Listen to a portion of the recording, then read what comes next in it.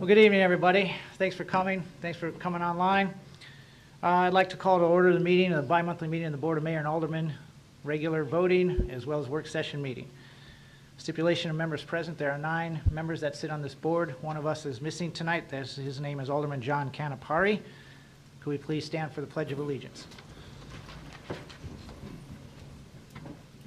I pledge allegiance to the flag of the United States of America, to the republic for which it stands, one nation, under God, indivisible, with liberty and justice for all. Thank you. Vice Mayor Gavigan. Thank you. If you would like to pray with me, please bow your heads with me at this time. Heavenly Father, we thank you for the freedom to gather in this place today. We acknowledge your lordship over this boardroom and over this community, over this city, and over this great state. Thank you for all the ways you've blessed this city. God, reveal in us individually and as a community those things that make us not healthy, Lord, and we pray that in all things we give you the glory. Thank you for your grace, thank you for your mercies, and thank you for your protections. It's in your name we pray. Amen. Amen. Thank you. So, approval of the agenda. Mayor, I move that we approve the agenda.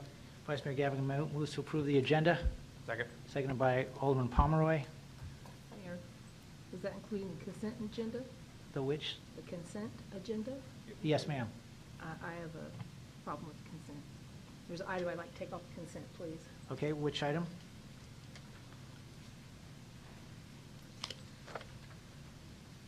That would be Resolution 22-130. So item number 7, correct? Well, yes. So Alderman Nieves, a request to remove item 7 from consent to regular new business agenda. Please. Does anybody have a problem with that? All right, so move to approve the agenda with removing item 7 from consent to under new business, and that will become item number 11. So with that change, all those in favor of the agenda being approved, say aye. Aye. Any opposed? Agenda is approved. Thank you. So at this time, mayor's comments. I'd like to bring up family up front, please.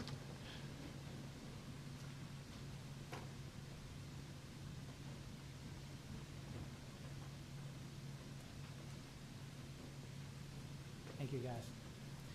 Okay, guys, so this is the Manganar Arrow family, and we are recognizing them tonight because this young lady, Faith, right here, is an outstanding citizen, and for the following reasons.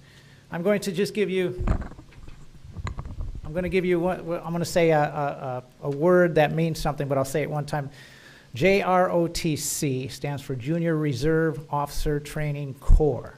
So when I talk about this recognition that we're going to put upon Faith, I'm going to say JROTC. JROTC again means Junior Reserve Officer Corps Training. Training Corps. The Brigadier General Richard Wynn chapter of the Daughters of the American Revolution in Spring Hill recently presented the DAR Bronze JROTC Medal to Cadet Major Faith N. Manganaro, a graduating senior at Spring Hill High School. The Bronze JROTC Medal is awarded to a junior or senior student in a high school or secondary school JROTC program who is graduating and who has participated in the JROTC program. Recipients must have demonstrated loyalty and patriotism and earned a record of military and scholastic achievement during their participation in their JROTC program. They must be in the upper 25% of their JROTC classes and in academic subjects. They must have shown qualities of dependability and good character, adherence to military discipline, leadership ability, and a fundamental and patriotic understanding of the importance of JROTC training. Not more than one student in a graduating class in a secondary school JROTC program may be the recipient of the DAR Bronze JROTC Medal.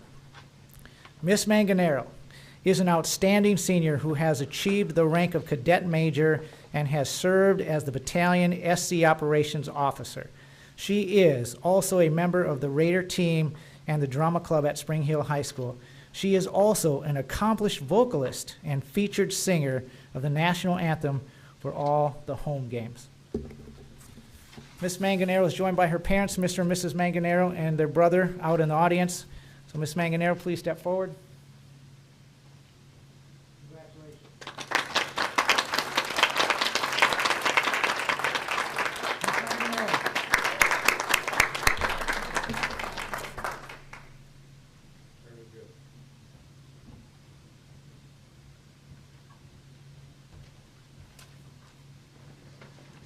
That was awesome. Congratulations again, Faith. Okay, so moving on, Ms. Caskey. Yes, thank you, Mayor. I have a couple of announcements. First, for the good news, we have hired the final member of the senior leadership team here. His name is Anthony Tolstead. He's coming to us from Riverton, Wyoming. He will be in the town starting tomorrow evening through Friday morning, house hunting. So anyone who happens to know of a house for rent in the city for an active family of 4 and a couple of kitties, we'll take all the information we can get towards that end. It would be his request to live inside the city, but as you may know, that may not be possible, and by law, he does not have to live here, but it is his preference.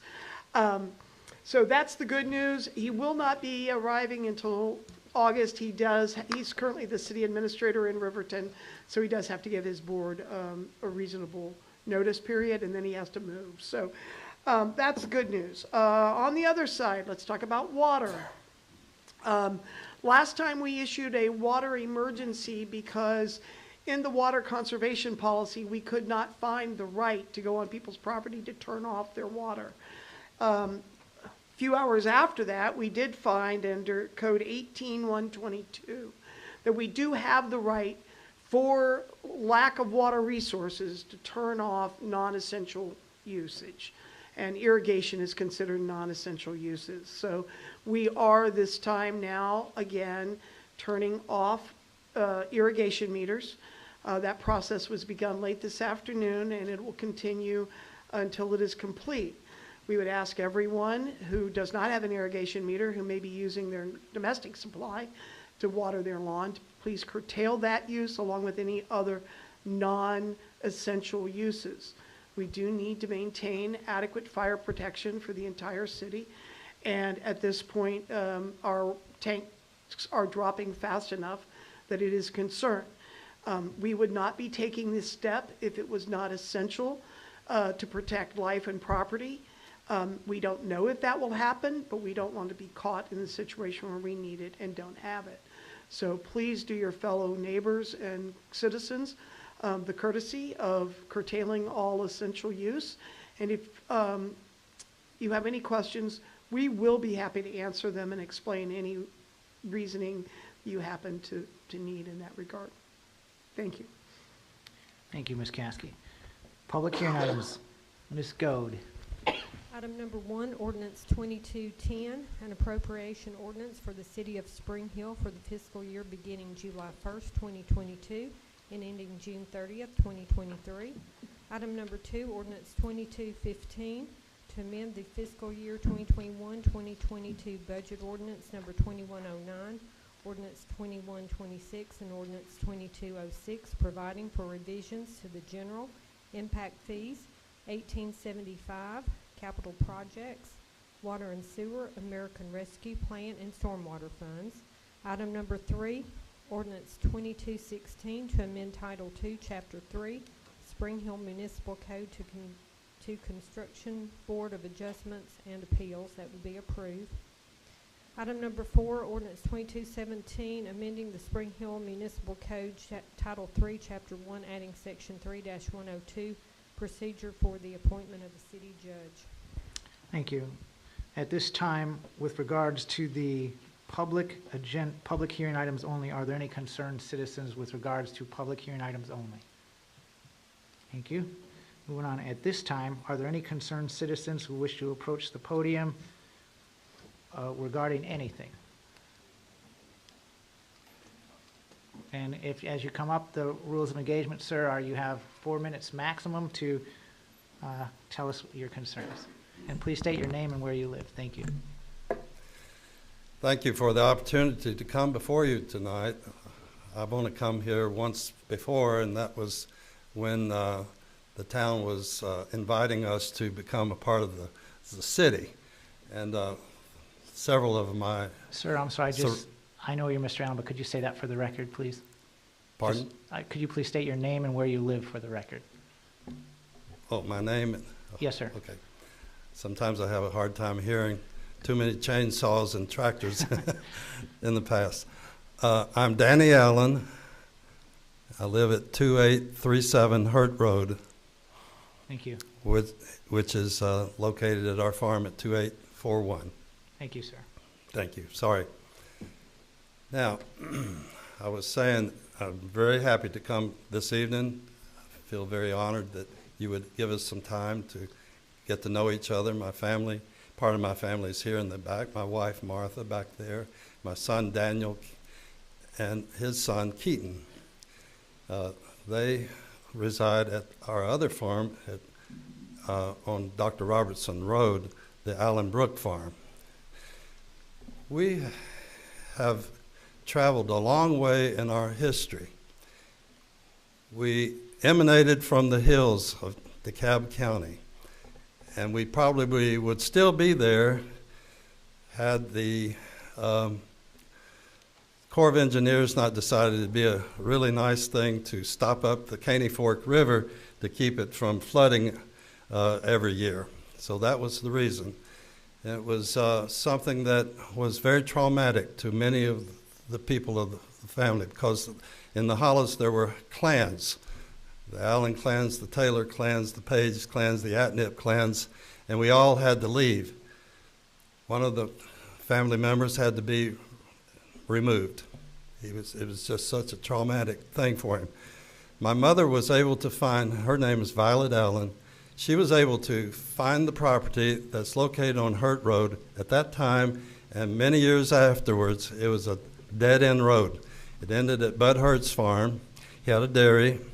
He had one little house for a tenant farmer to help him with the dairy, and Mr. O. Porter lived on the other side.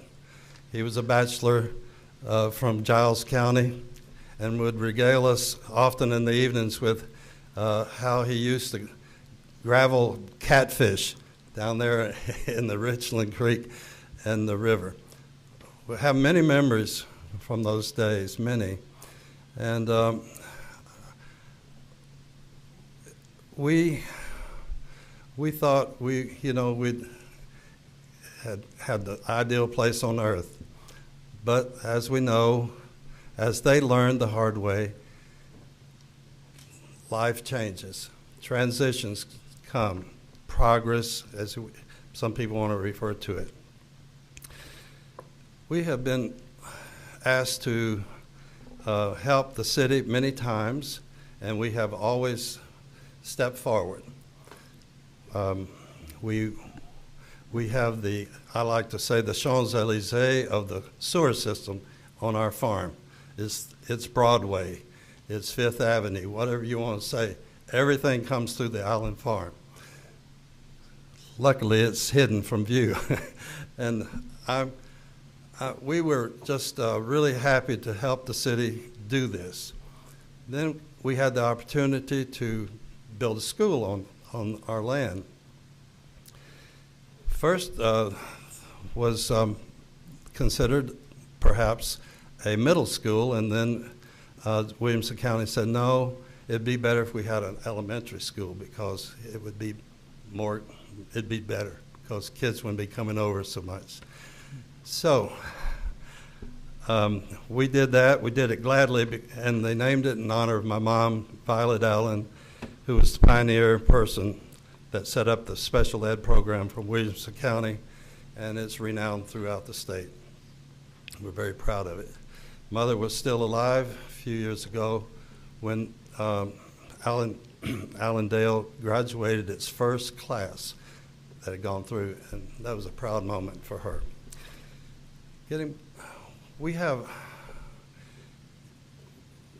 you come to a point in time where you see out into the future, and you also see your children coming behind, and you try to make plans for when you're not going to be there any longer. And it's come a time to do something with part of the farm. I can't leave the farm, but I'm getting too old to farm. I mean, I hit 80 this year, and I can tell a difference. Mr. Allen, sir, I'll give you another minute. You're at +5 already. Okay, Which is, thank you, sir. I'm just wanting to say that we have stepped up to the plate every time the city has wanted to do something, like the sewers, build a school, widen the road, bring electrical lines up our side of the road when the other side wouldn't agree to it. And I look forward to, I have plans for helping Spring Hill. I would like to make an easement in the back of our property if we can get this rezoning done, so that we could join the Peter Jenkins Trail to those neighborhoods that go on way on up into, clear up to Thompson Station. That's one thing. And we have a pretty good sized field back of the school that I'm giving considerable thought to, trying to create some type of park, leisure park, sports park for the children. And I'm wanting to work with the Spring Hill, with you all, and I look forward to working with you all. And that's my whole purpose of coming. I have a vision what our farm can do to help. And I hope that you will consider seriously the matter before you, because I think it's an opportunity for the city, and I hope that you'll give every consideration, and thank you for letting us come and speak to you tonight. Thank you, sir.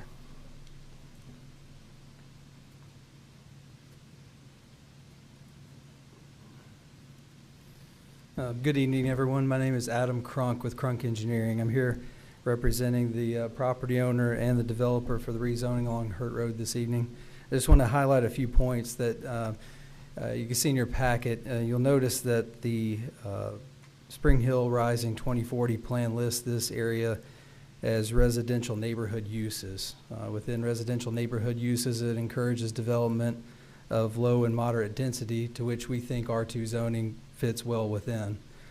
You probably noticed that the properties to the east, the north, and the west are all R2 zonings. We're requesting the same density as those subdivisions. And then you'll also see that the Planning Commission, approved this request when it was seen before them a month or two ago. Finally, I'd just like to add that, when I think of smart growth, I think of allowing for growth in areas that can accommodate existing infrastructure. In this case, this property has multiple connection points to road networks to disperse traffic instead of concentrating in one area. This property has multiple connection points to water with adequate flow and pressure. As was mentioned before, there's a large sewer trunk main with capacity to flow the 70 to 80 units that we think that this subdivision could yield, with the added benefit of being within walking distance of an elementary school and contributing a significant portion to the proposed Peter Jenkins walking trail. So with that in mind, we feel like this is very much consistent with the previous growth surrounding the property, consistent with the land use plan, and request your approval. Thank you. Thank you.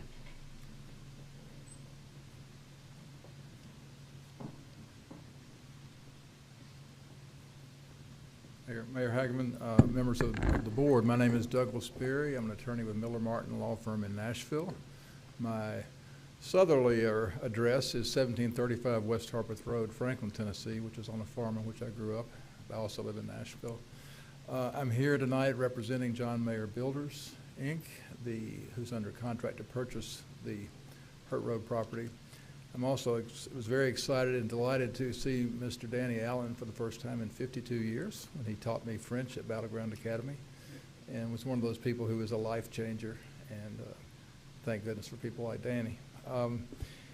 I think my role as an attorney is simply to put, let me say, I've sat where Patrick Carter has sat with a number of cities, Franklin, Smyrna, and currently represent one of Nashville's satellite cities as a city attorney, so I understand your role, his role. And with all rezonings, the board has discretion, but it also must exercise that discretion with a rational basis. Here, as Mr.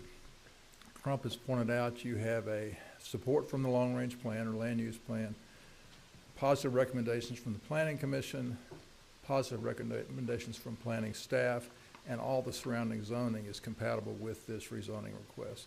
So I would urge you to support this rezoning. There's not really a good reason not to. I know that there may be those that feel differently, but at the very minimum, move this to second reading so that it can get continue a fair consideration and fair hearing. And thank you very much for your time. Thank you, sir.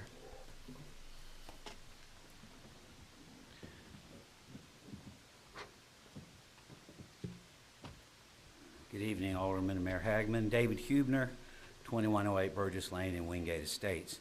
I come before you again to offer a perspective of Wingate Estates on the proposed development just east of us and south of Brixworth that the gentleman just talked about.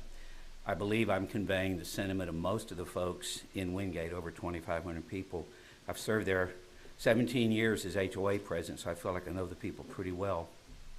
I have no idea if this development will proceed. That's for BOMA to decide. And John Mayer is a great developer. That is not our issue. And he actually helped us in Wingate when he didn't even develop the property. Told him about that many years ago. He contributed to the walking trail. And Mr. Allen's ideas are stellar. I read them. Some of you forwarded those to me this week, and they're really to be commended, and I look forward to seeing those develop. So we have a solitary issue pretty much, looking at the infrastructure around the area, particularly the increased traffic flow. When Brixworth was developed, there was no opposition from Wingate Estates in allowing Burn Drive to open up to Brixworth Drive. We were fine with that. That was always the intention for Burn Drive. Folks in Wingate knew that. Likewise, there must be an opening through Brixworth by Safe Haven Place to the proposed new subdivision. Safe Haven was always designed to be a through street. Please note also that Safe Haven has larger lots, longer setbacks than the homes in Wingate.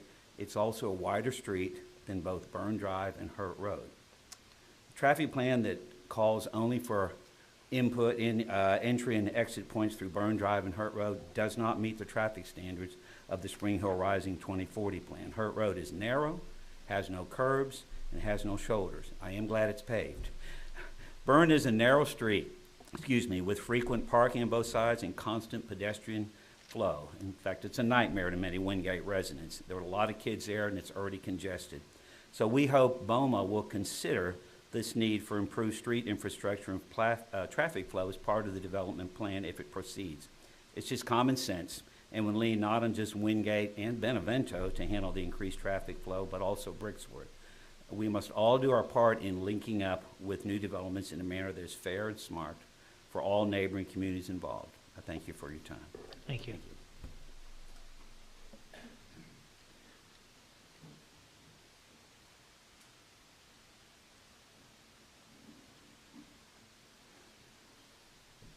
John Mayer, our office is on Old Keaton Road. I appreciate all the comments that have been made. Dave and I spoke briefly before this meeting, but prior to that, we didn't have a lot of time to meet with the folks at Wingate. Pam and I have tried unsuccessfully to get together for a week and a half now, and so I would hope, I think there's a lot of good things that could come out of this. That I would hope that you could see fit to at least get by this first reading, see if we can work out some of these details. What I'd love to be able to do is satisfy the people in Brixworth, satisfy the people in Wingate, and satisfy the city, and on top of that, set a timeline that would be similar to what Trent had talked about, or some of the others had voiced concern about the timing of this. What I'm trying to do is create a scenario where we can help. This is the right time for Mr. Allen to sell. It doesn't have to be the time for me to develop. I can wait. We've got other projects, but in order to get to the finish line, in order to pay what the property is worth, you've got to get the approval. So I would hope that you would give us time to work with the city and the surrounding areas so that we can see if we can find a win-win-win type situation. That's what we'd love to be able to do. Thank you. Thank you, sir. Any other concerned citizens? Thank you, everybody. Moving on, we're at the voting portion of our agenda, and we are at consent. Ms. Gold, remember we took item number 7 and moved it. Please go. Item number 1, financial report and minutes, financial summary, BOMA meeting minutes. April, Yes. we can't hear you. Item number 1, financial report and minutes, financial summary, BOMA meeting minutes 5/16/2022, BOMA meeting minutes 6/6/2022. Item number 2, department reports. Item number 3, committee commission minutes and reports. Item number 4, consider resolution 22-118 to authorize write-off of receivables deemed uncollectible for the City of Spring Hill utility accounts. Item number 5, consider resolution 22-119, a resolution authorizing settlement. Item number 6, consider resolution 22-120, authorizing acceptance of offer of dedication of road rights-of-way and public improvement shown on the existing plat for Crooked Creek Phase 3, Section 3. Item number 7 was removed. Item number 8 becomes item number 7. Consider resolution 22-132 to authorize the mayor to execute a professional services agreement with Thomas & Hutton for the Malin Moore and Kedron Road gravity sewer line extension. Mayor, I move that we approve the consent agenda. Motion to approve consent agenda by Vice Mayor Gavigan. Second. Second by Alderman Murray. Any discussion on this consent agenda items? Please vote.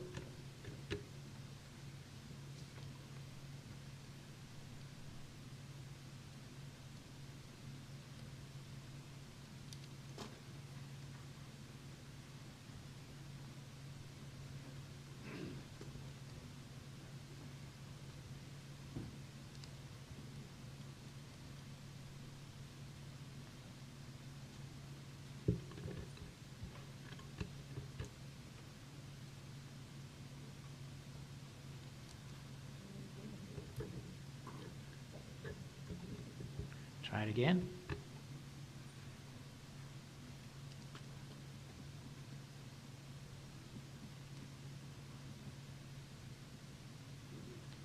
Try it one more time. If not, we'll go to roll call. Try it one more time.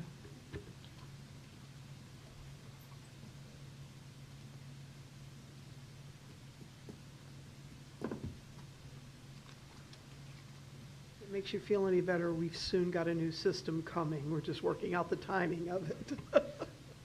Ms. Go, do you want us to try it again, or should we go manual? One more time. Okay.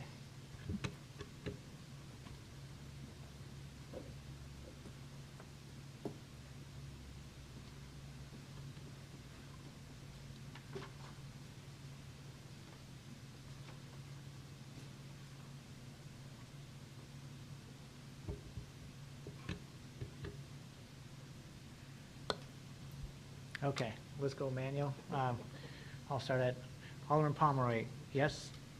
Okay. Alderman Murray? Yes. Alderman Linville? Linville, yes. Mayor Hageman is a yes. Alderman Nieves? Nieves, yes. Thank you. Vice Mayor Gavigan? Yes. Alderman Fitterer? Fitter, yes. Alderman Cox? Cox, yes. Consent agenda carries 8-0. Thank you. Moving on to previous business, item number 1. Consider second and final reading of ordinance 22-10, an appropriation ordinance for the City of Spring Hill, Tennessee for the fiscal year beginning July 1, 2022 and ending June 30, 2023. Mayor, I move that we approve the second and final reading of ordinance 22-10. Motion to approve second and final reading by Vice Mayor Gavigan. Second. Second by Alderman Pomeroy. Is there any discussion on this item? Alderman Fitter. Thank you, Mayor. Move to amend ordinance 22-10 10 as recommended by staff for the carryover amounts in the amount of $5,860,291 and $137,500. Second. So we have a consideration to make an amendment to ordinance 2210 by Alderman Fitterer and seconded by, I missed it, Alderman Linville. Any discussion on the amendment? All right, let's vote on the amendment. Oh, sorry, Alderman Nieves, we're talking about the amendment. Yeah. Can we have a little more explanation on that? These are the items that staff asked us to carry over due to open POs and unfinished items in the current fiscal year. So it's not new monies or new spend, it's just things that are open in the current fiscal year being carried over. Thank you. Any further discussion on the amendment? Yeah, just for clarification for some of the board members who've been here in the past, there's two approaches to this. One of them is to amend the budget, and the other is just to do a carry forward. And we are choosing not to amend the budget, but to do a carry forward, which means the computer system will automatically do the roll. We don't have to go in and amend every budget item. We've confirmed with the controller that that is an appropriate action, and that, so you'll see it's a little different than years past. Any further discussion on the amendment proposed? Go ahead and vote, please.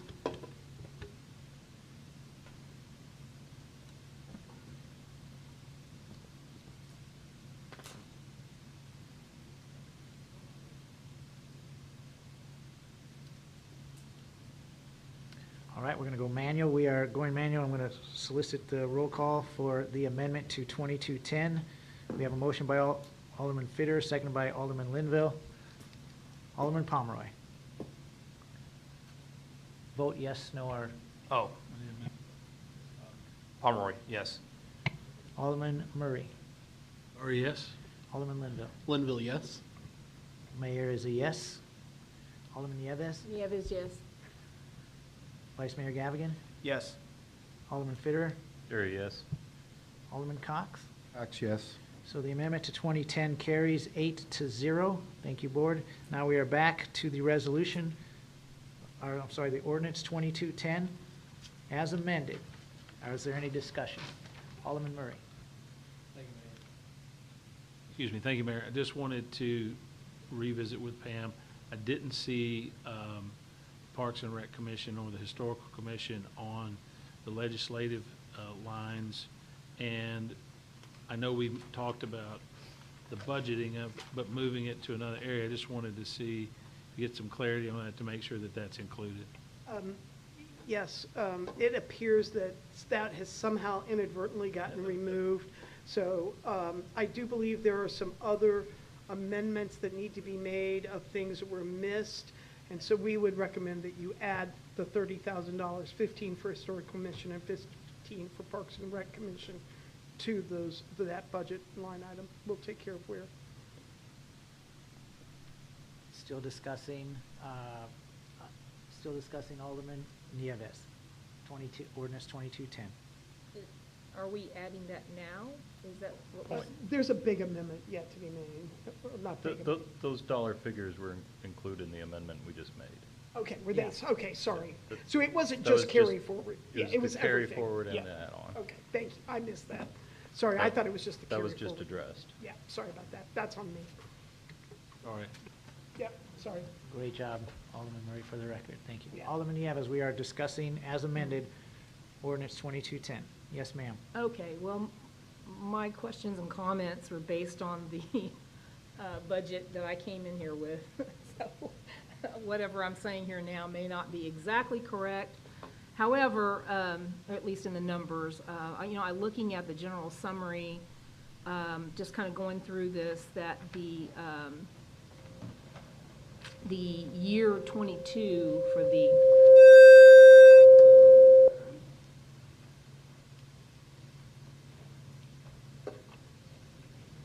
okay.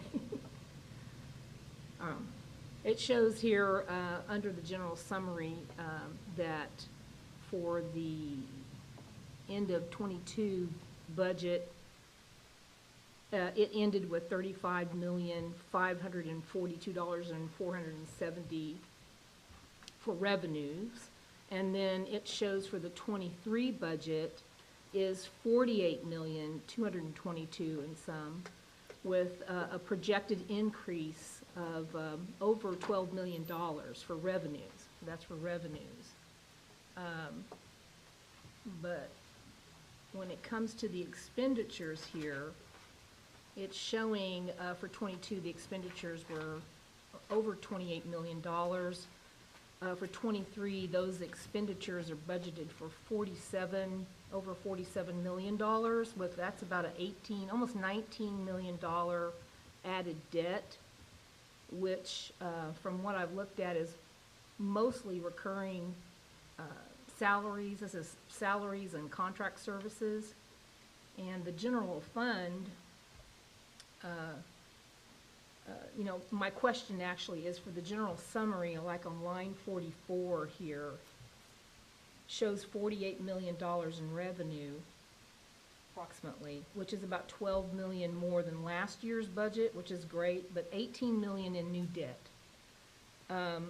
I just need to know what's driving the increase, because on the GF on line 119, row 119, if you take a quick look at that,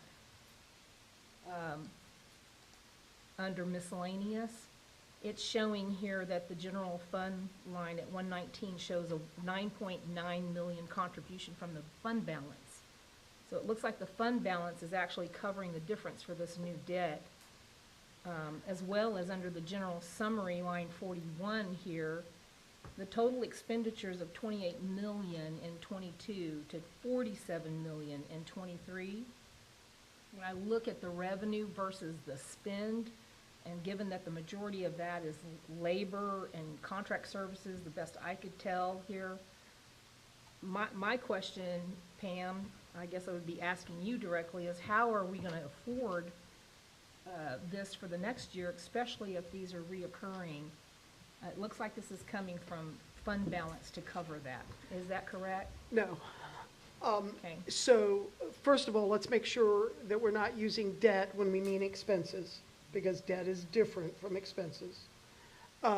Secondly, the $9,117,000 was specifically authorized by BOMA at the last meeting for things that are one-time expenditures only. That was $3.5 million to put aside for the fire truck. It was $3 million for a rainy day fund.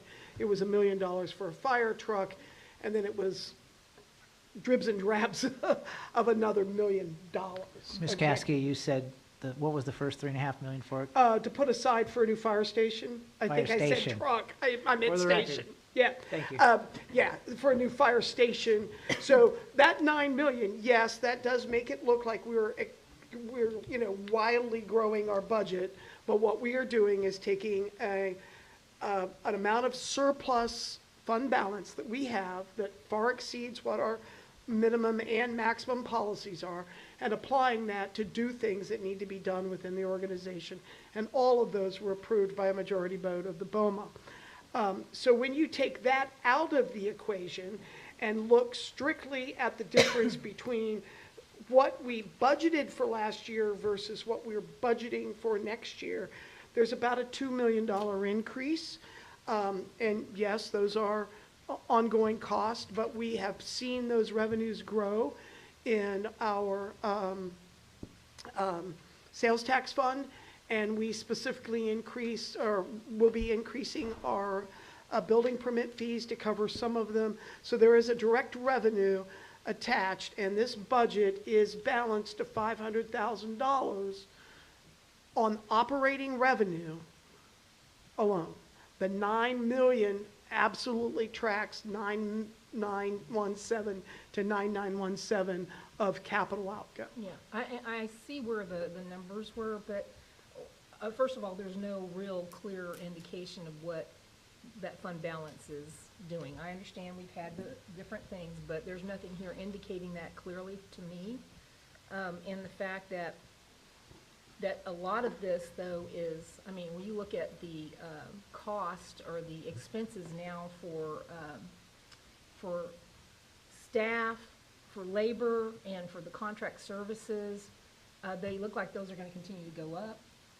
We're continuing to grow, costs are continuing to rise. Yeah, we're not a stable community, we're a growing community. Costs for both staff and contract services and supplies are going to grow every year, or we're going to fall further and further behind. It's just very straightforward. Okay, and that, I can understand, your position on that, Pam. We're about headed into a recession. There's no way that we can just ignore that. And I just wanted to be sure that what I'm seeing here on these numbers, because it's optimistic. I think it's optimistic, and I'm glad to be optimistic, but I feel like this is really putting us in a position to take on a lot of debt. I see it as debt. We're Not talking debt. almost $19 million here. Well, it's not debt. Okay. It's expenditures. Please trust that you have hired a professional staff, and if, in fact, we see that revenues are not coming in an appropriate way, we will make the appropriate cutbacks through the course of the year and course corrections. Rather than, you cannot spend money, one of the reasons we have so much money in the bank is that we couldn't hire staff and we had so many vacancies. Now, at some point, that's great, we have money in the bank to do $9 million or $10 million worth of stuff, but if we're always so conservative, we're not going to spend the money until we have it, but we can't spend that money for reoccurring expenses, we are never going to get caught up with the long-term personnel deficits that we've had for a number of years. You ask me to grow the staff, both in numbers and in capacity, and that's what I'm doing, and that's what we're proposing to you. If the board wants to change their mind at this late date, we can have that discussion. But I think most of us at the staff level know that all of these positions are needed. That said, January 1, we will have 50 positions vacant. Therefore, there's no way we're going to hire them all in the first 3 months of the budget year. And so if we need to make course corrections, we will. I'm not a poor financial manager. I can watch the budget and make the appropriate corrections as we do. This has nothing to do with you, Pam. I'm not judging your competency in this. I'm looking at this from the standpoint of why I'm even here. Okay, to represent making good decisions based on my constituents, okay? And so we have water issues, we have infrastructure issues, we have lots of things to spend money on, right? Lots of things, but this budget has a huge labor and contract services built into this, and as I'm looking at this, again, I didn't see a clear explanation on those things, and those are my concerns. That's fine, I understand. Just for clarity, Ms. Caskey, so when you said January 1, did you mean July 1 or did you mean January 1? What, I'm sorry, I don't know what I said January 1 for. So July, for 50 vacancies? Oh, yeah, July 1. So July 1, our fiscal July year, 1, not our yeah. calendar year? Yeah. Okay. In 2 weeks, we will have 50 vacancies if the budget passes tonight as proposed. Yes, ma'am. And based on what's already vacant. Thank you. So, moving on with discussion as amended, ordinance 2210, Alderman Murray. Thank you, Mayor. So just kind of revisiting through the document that Missy sent out, and I know Alderman Fitterer said those were included for Parks and Rec and for Historical Commission. I added $30,000 to the number supplied by Missy to accommodate those two items. Okay, because there was, the only reason I say it, because there was a 15,000 we put aside for, Yeah, that's already in there. okay. So I want to make sure it was clear that it, okay. You've got three $15,000 numbers. You've got one that's discretionary. You have one set up for picnic tables or chairs or whatever. And then you have one for special events where you can subsidize special events. So the Parks and Rec Board has a total of $45,000 at its current discretion. Thank you. Just needed clarity. Thanks. Thank And you. there's $15,000 for historic preservation. And I apologize, I have no idea why those got missed. As amended, ordinance 2210, as we are in the discussion mode, is there any further discussion? I'm going to try to vote again. Please vote.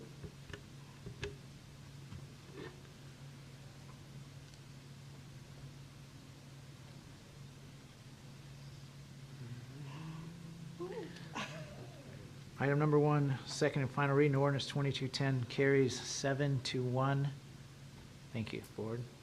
Item number 2, consider second and final reading of ordinance 22-15 to amend the fiscal year 2021-2022 budget ordinance number 21-09, ordinance 21-26, and ordinance 22-06, providing for revisions to the general impact fees, 18-75 capital projects, water and sewer, American Rescue Plan, and stormwater funds. Mayor, I move that we approve the second and final reading of ordinance 22-15. Motion to approve ordinance 2215 by Vice Mayor Gavigan, Second. seconded by Alderman Pomeroy. Any discussion on item 2? Alderman Nieves? Thank you, Mayor. Are these also the rollover?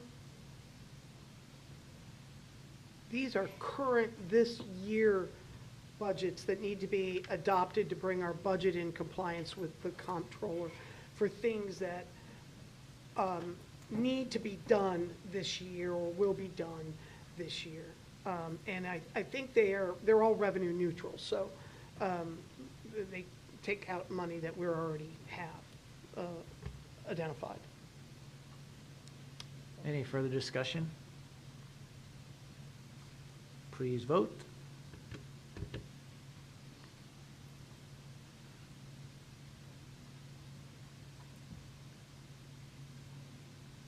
Ordinance 2215 carries 7-0 to 1. Thank you, board. Item number 3. Okay, so let me go back to item number 2. Alderman Nieves, you showed up as a 1. I don't know why that. You want a yes, no, or abstain? So for the record, we are unanimous, board. Ordinance 2215 does carry 8-0. Thank you, board. Item number 3, consider first reading of ordinance 22-16 to amend Title II, Chapter 3, Spring Hill Municipal Code to Construction Board of Adjustments and Appeals. Move to approve 2216.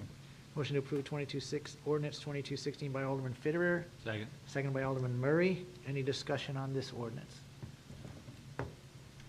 Please vote.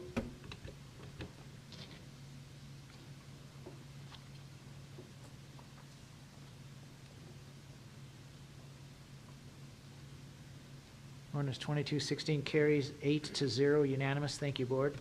Last item of previous business.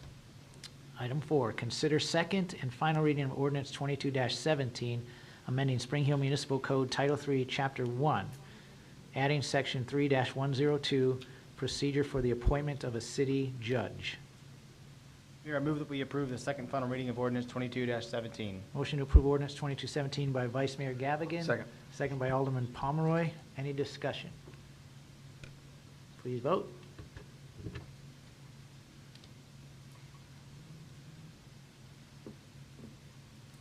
Who was the, is that Kevin and?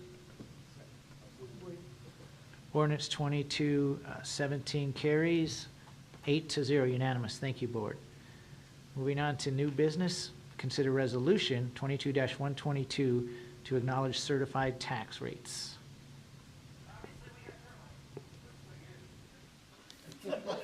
Nice. Mayor, I move we approve resolution 22-122. Thank you. Second. Resolution 22-122, motion to approve by Vice Mayor Gavigan, second by Alderman Murray. Any discussion on this resolution? Please vote.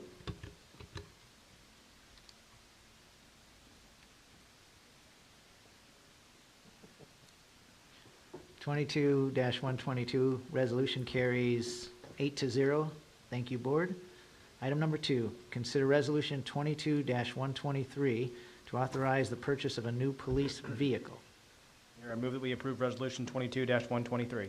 Motion to approve 22-123 by Vice Mayor Gavigan, Second. second by Alderman Murray. Any discussion on this resolution? Please vote.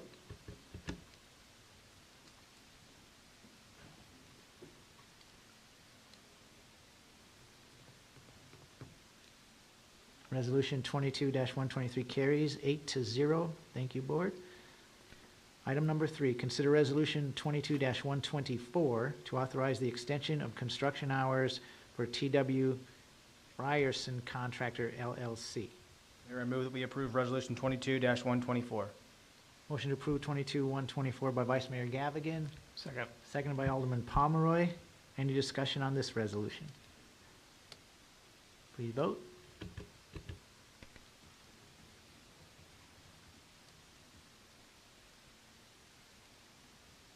Twenty-two, 124. Gremlins. I'm sorry, 22-124 carries 8-0. Thank you, Board. Item number 4, consider Resolution 22-126 to authorize the mayor to execute a professional services agreement with Thomas and Hutton for the design of Southside 2 MG water storage tank. Mayor, I move that we approve Resolution 22-126. Motion to approve 22-126 by Vice Mayor Gavigan, Second. second by Alderman Murray. Any discussion on this resolution? Yes, sir. If I might, just for a moment, call your attention to something. One of the things that we have become well aware of is that while we are increasing our capacity to pump through the pumping station, we are not in control of our own ship when it comes to increasing our tank capacity. We do have 2 development agreements that would both create additional tank capacity, both at Arbor Valley and at June Lake. However, the developers are in charge of those. And therefore, we thought we needed to get some additional tank capacity and make some improvements to the system and the way the hydrology works. If you want to know all that stuff, ask Dan. If you just want to know why we're doing it, the idea is that that tank is what, 375,000 gallons? And we're going to take it to 1.5 million, 2 million. So the more capacity we have in storage, the better our pressure is, and the more we have for these times when we need it. So we believe this is a good move under the circumstances of where we find ourselves. Thank you. Alderman Nieves? Thank you, Mayor. I agree. I want to see us be able to move quickly as possible to resolve the water storage issue that we're having. However, on this particular item, this is something I'd really like this to have had a presentation to the BOMA to give us more information about it so that, you know, if you look at it, it ends up costing around $4.7 million in total, and that we would have a better understanding of how that's going to fit with the water plan that we have currently, how that's going to work with our budget. There's no discussion here. There's no opportunity for us to look at this a little bit more in depth, and I think it's a significant investment. I don't want to try to hold things up, but I think that's our role and responsibility as the BOMA. So I would really appreciate that to be considered, that we might defer this item so that it gives the BOMA the opportunity to discuss and know more about it. And I first wanted to ask my colleagues kind of how they felt about that before I made a motion on that. Alderman Pomeroy? Ms. Caskey, if we were to defer it, what harm would that bring? So this is a design element. I don't know, what's the design criteria time? Yeah. Probably 90 days. I'd say probably more like 5 to 6 months with everything else we got in the stack right now. Because we have to do a modeling report. We have to get that approved by TDEC. That's right. Yeah, so we have to add the TDEC time frame into the mix.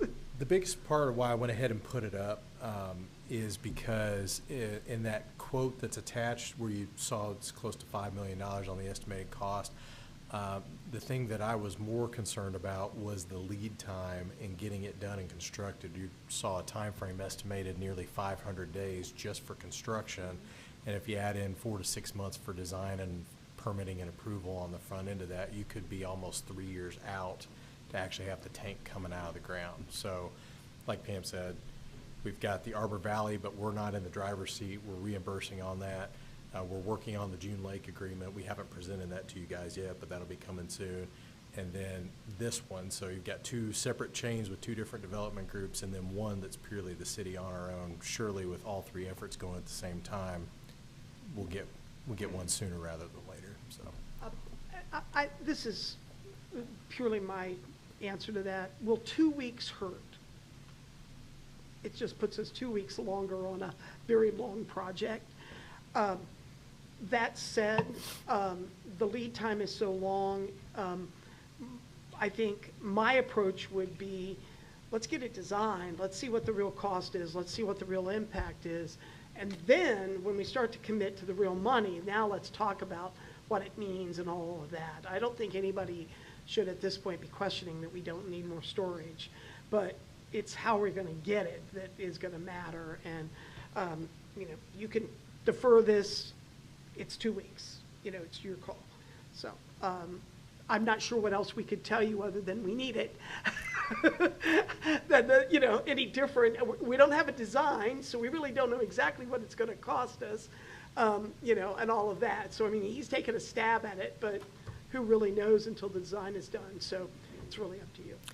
And if you would like me to come back and do a presentation, I'll try and not kill you all with boredom, but I could give you a high-level presentation on the water and sewer capacity study and what it says related to this part of the distribution system, and show you some of the data that we've been looking at to kind of get you up to date on that front.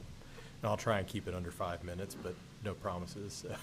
How is this to be budgeted as well? I didn't see anything there indicating what. I had a statement in the whereas clause. Okay. Because of the timing and where we're kind of falling right now with budgets and everything like that, it's not a budgeted item for next year, but there are more than adequate reserves to cover the design cost. And so, again, like Ms. Caskey was saying, we can go ahead and design it, dial it in, and then we've got it ready to go. There are also ample reserves to construct it as well. Yeah. We have ample reserves. Please do remember that the water and sewer, stormwater and sanitation funds are not subject to the same sort of budgeting rules that the rest of our governmental funds are. They're treated as enterprise funds, and therefore, in the world of enterprise, you have to spend whatever money it takes to get the services delivered, so they don't have the same sort of ramifications within the law as the governmental funds do. So it's not that big of a deal. Alderman Nieves? It was Alderman Linville. Okay. Alderman, thank you. Alderman Linville? Thank you, Mayor. Dan, is this in our sewer and water capital improvement plan? It's not currently in there in terms of what's budgeted for next year. As part of the long-term plan? In the overall capacity studies and the big plans that have been put together, yes, we're projected. The need is based on average annual daily demand. We need to have 7.4 million gallons of storage by 2028. What that doesn't factor in, though, is peak seasonal outdoor usage, which is exactly what's affecting the situation that we're in right now. So if we want to continue to provide that kind of level of service and meet everybody's expectations for their outdoor peak usage, then we're going to have to add more storage to the system sooner. Does that make sense? Absolutely. And how much, as far as fund balance in that fund, do you know what we're currently sitting at right now? Yeah, I do. Rough estimate?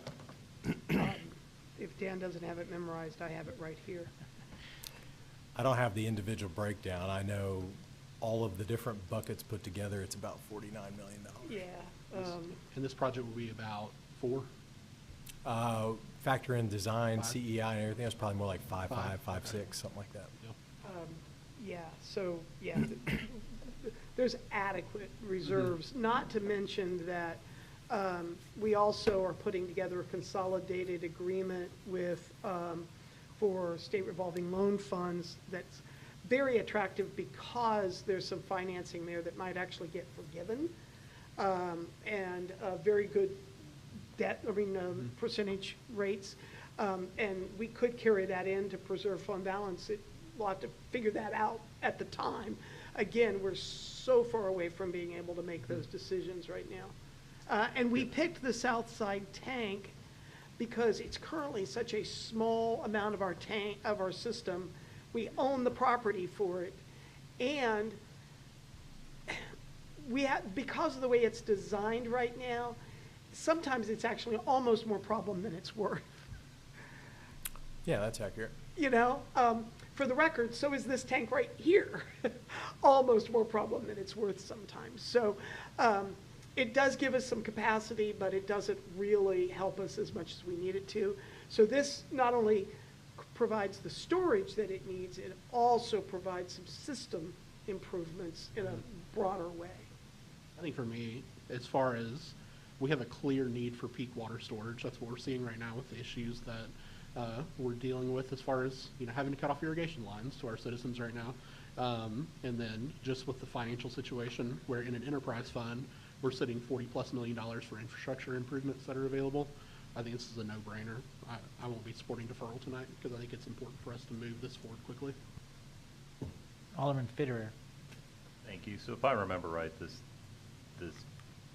tank in concept is part of the original Arbor Valley entitlements, which is 10, 12, 15 years old at this point. So I certainly think this tank's been on the books for a long time. And I know I've sat through Jerome explaining the whole system upgrades multiple times. So perhaps it's been a while, and we can revisit that. But I don't see any reason to delay a design.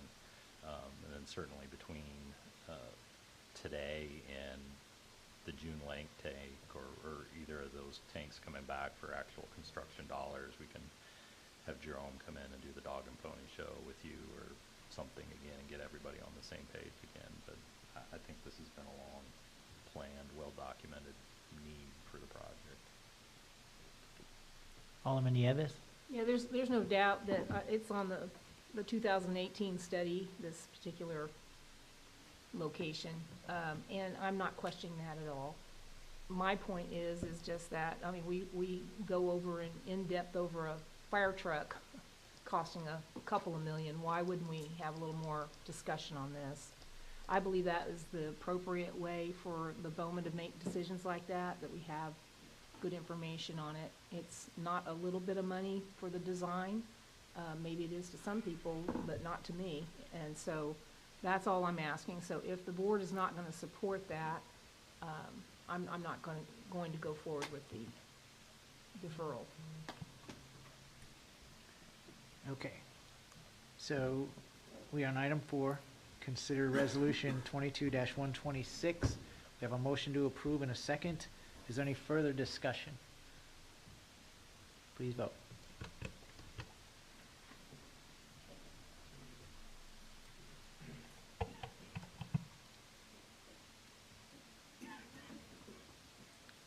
Resolution 22-126 carries 8-0. Thank you, board.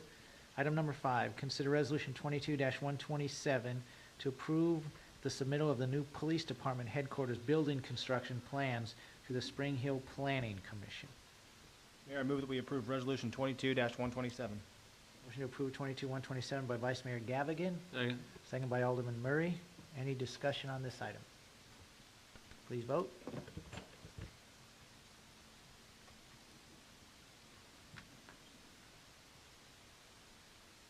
Resolution 22-127 carries 8-0. Thank you, board.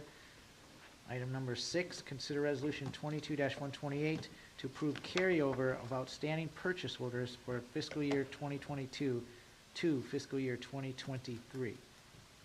Mayor, I move that we approve resolution 22-128. Motion to approve 22-128 by Vice Mayor Gavigan. Second. Second by Alderman Murray. Any discussion on this item? Please vote.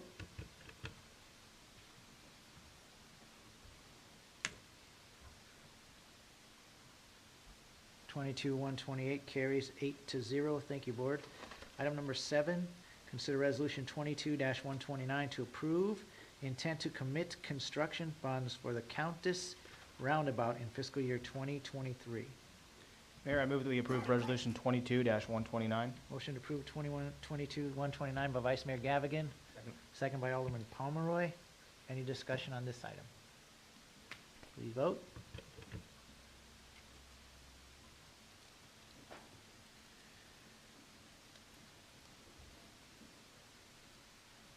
Resolution 22-129 carries 8-0. Thank you, Board. Item number 8, consider Resolution 22-131 to authorize the purchase of a tandem axle dump truck for the Streets and Highways Department through Sourcewell. Mayor, I move that we approve Resolution 22-131. Motion to approve Resolution 22-131 by Vice Mayor Gavigan. Second. Second by Alderman Murray. Any discussion on this item? Please vote, Board.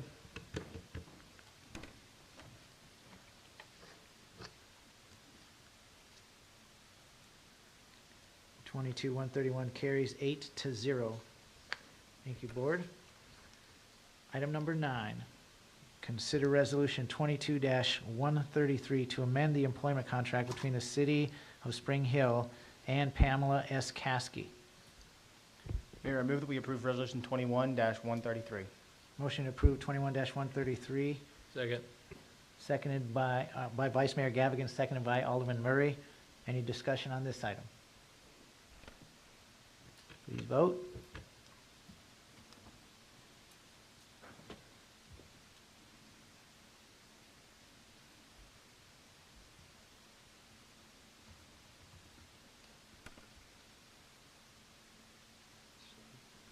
Resolution 21-133 carries 8-1. Thank you, Board.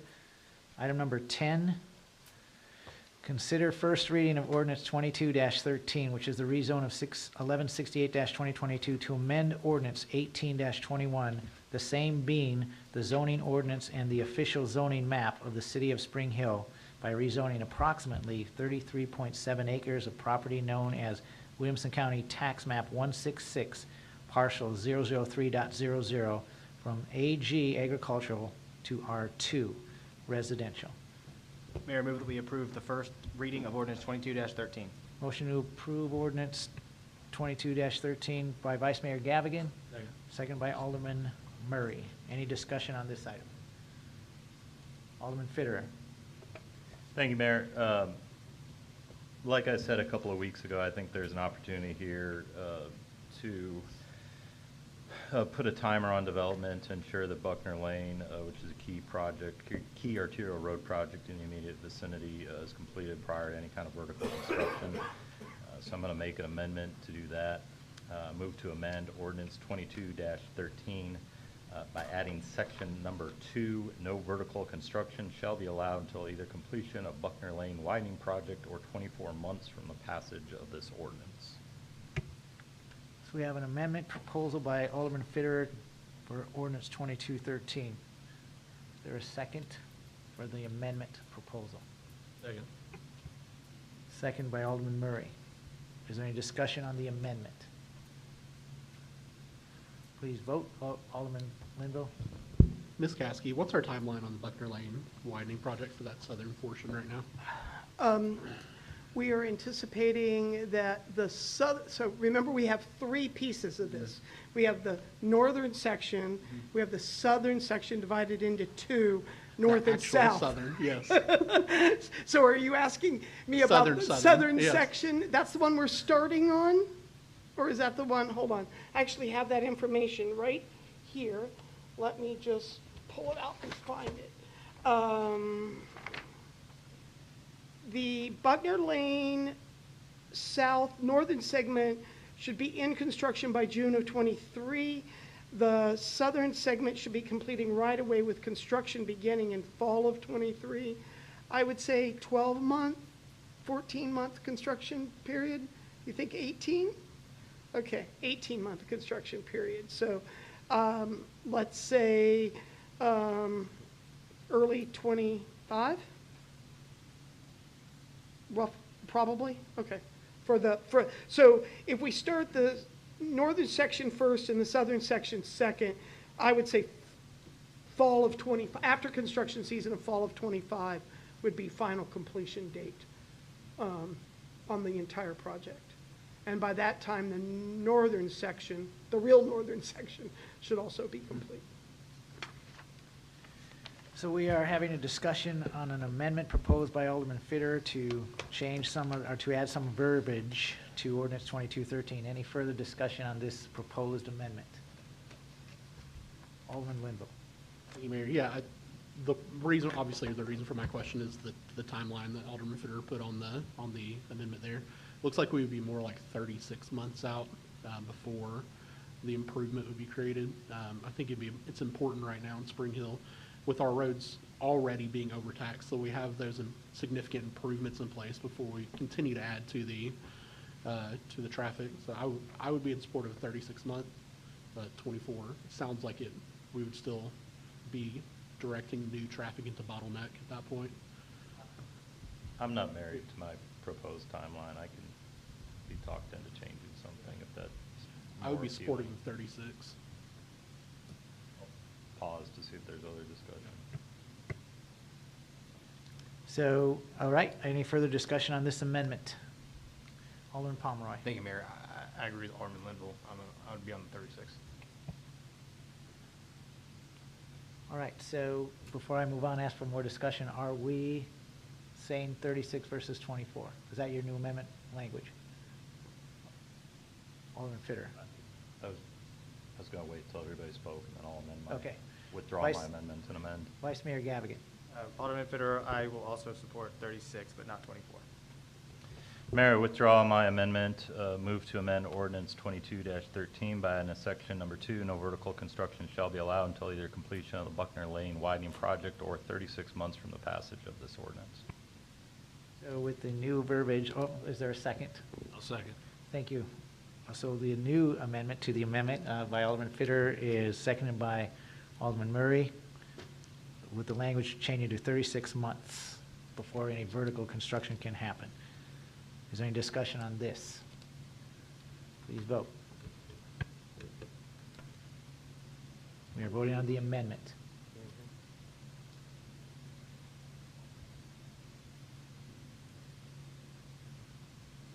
The amendment carries 7-1. Thank you. Now we are back to, as amended, ordinance 22-13. We have a motion to approve and a second. Is there any discussion as amended on this ordinance? Alderman Nieves. Thank you, Mayor. First, I just want to state that I'm really thankful for families like the Allens. I don't know them. I've read some of their story. There are lots of families like that who are what I call kind of founder families. They have a lot of, some of the streets are named after them, some of the subdivisions. It kind of makes sense to put the puzzle together about what Spring Hill, what it was and who it was, especially for people like myself who moved here more than 13 years ago. And the contributions that they have made to this community are very, they're wonderful and they're very outstanding, and I really appreciate people who do those kinds of things. So thank you so much to the Allens. But this is a rezone that is not about property owners' rights. This rezone decision should be based on the health and welfare of all of our citizens that depend on the city's leadership at all levels to ensure public safety and basic infrastructure that supports daily life in Spring Hill. And that's really what's at risk here. Rezoning this ag property to R2 means more volume of traffic. There's no doubt about it. We're up here even talking about trying to prolong that. It also means that that particular traffic is mainly through Hurt Road, which if any of you have drove that road or have walked along that road, it is completely, to my amaze, that road is in the condition it is in with that many residential neighborhoods in the area. The speed has been a problem on that road. Our police are out there on a regular basis because it is also a cut-through road. And the pedestrians that can only access the school that we're talking about the benefits of have portions of that road where there is no sidewalk at all. So they're actually having to walk on the road or within the ditch. Also, they're not able to easily access the multi-million-dollar project of duplex road that has sidewalks and multi-use trails available. It's supposed to be for the public, people especially that live in that area. The road is not safe. That's number one. The road is not safe. And adding more traffic to it is a safety issue. Rezoning the Ag 2 property also means more stress on the already lacking infrastructure, which we simply can't ignore it anymore.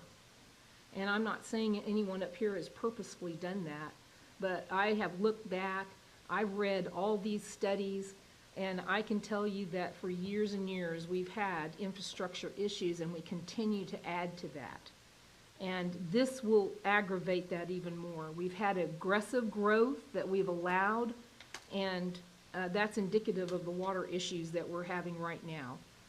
So when we talk about safety and health and well-being for citizens in Spring Hill, we have to take those things in consideration to rezone a property, in my opinion, and it's a part of our process.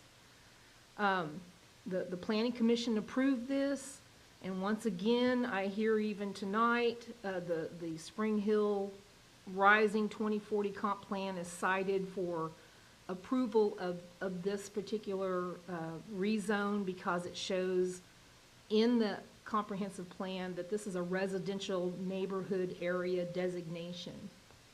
But the truth is that the 2040 comprehensive plan is outdated by 7 years, and it's really no longer a real, truthful, if we're going to be truthful about it, benchmark for rezoning due to the hyper growth that we've had occurring, because using that guide, as it's been called, it really is an oversaturated strain now on our infrastructure.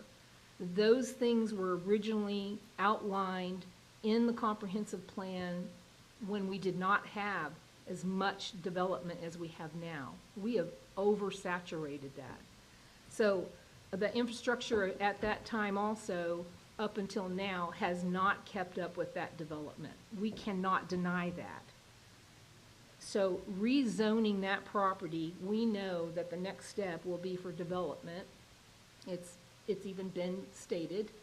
And by voting yes for this, in my opinion, for me, it's me saying I'm not paying attention to these particular issues, public safety, the infrastructure that we're responsible as well to provide for our citizens here, and the fact that the area is already oversaturated with development at this time that cannot handle the infrastructure.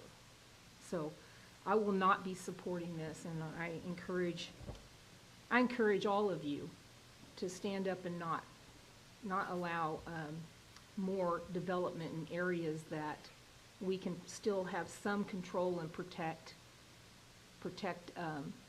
the citizens from having to deal with this kind of situation further. Alderman Nieves, thank you for your encouragement. I will also join you in not supporting this. I voted no on the amendment because regardless, we said, we had a discussion on 24 to 36 months. Everyone mostly knows that construction projects run into delay. If we hit that 36-month mark, but construction project on Buckner Lane, Buckner Road is not complete, then what does that do to the delay? I will not support anything that adds to the issues that we already have infrastructure. We have over, I'm told, 10,000 rooftops on the books still to be developed that already are approved. Why would I or anybody add to those 10,000 to create additional problems on our infrastructure unless we have that infrastructure in place?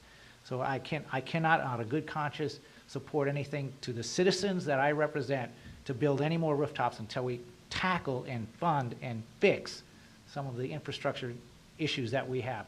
And the water stuff we got going on right now, I know that the demand on the water system by the individual meters and things like that, that's not the main cause of drain, but anything that takes on will, in fact, diminish our supply.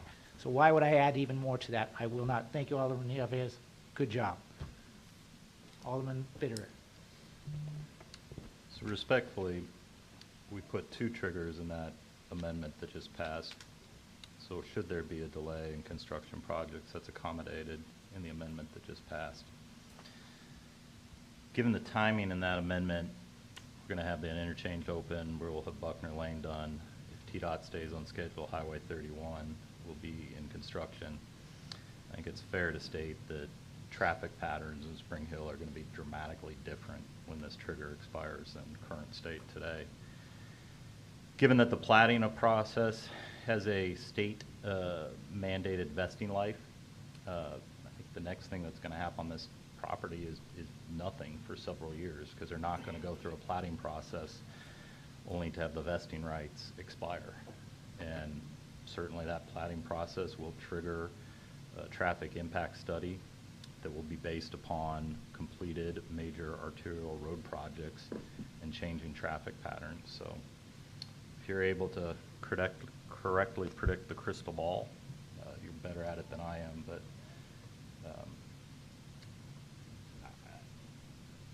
I think it's ridiculous to think that this property would be appropriate for commercial or residential or industrial or multifamily development. Something that matches the neighboring properties with an appropriate timer and delay on it. That's what we're talking about here today. So I would like to say that this property is, if I would be convinced into developing this property in something we don't have enough of, like a park, put some of this property into a nice park or sports complex or something, but no more rooftops, because especially at R2, quarter-acre house on, I'm sorry. Respectfully, that was what was offered by the property owner this evening. Alderman Murray. Thank you, Mayor. So I certainly understand the need for infrastructure, because obviously that's kind of what we've been talking about, what we've been dealing with. So I guess my question is, if we don't do a rezone, what do we do to incorporate infrastructure that's obviously necessary? It's been shared by several. What do we do to make that better in that area? Because obviously that's back in a residential area. I mean, yeah, you could leave it alone, and if you leave it alone, that's not going to solve infrastructure issues. So I guess I'm just trying to make sense of it to say, if that's what we want to do and that's part of development, how do we get it to where we get the infrastructure on the right side of the coin as it pertains to it? Any further discussion? Alderman Pomeroy. Thank you, Mayor. I'd like to thank the Allen family for coming out tonight, Mr. Mayor too, and Crunk Engineering. As I said 2 weeks ago, I had issues with the Spring Hill Rising 2040 on the plan that was submitted to the Planning Commission in regards to traffic control and the quality of life here. I do think R2 is the proper rezone for it. In the last 2 weeks, I've been able to speak with members and parties. I think I'm not there yet to vote for the rezone. I'm close, but I'm not there yet. So I'm going to vote against the rezone tonight. I'll leave it at that. Any further discussion? Please vote.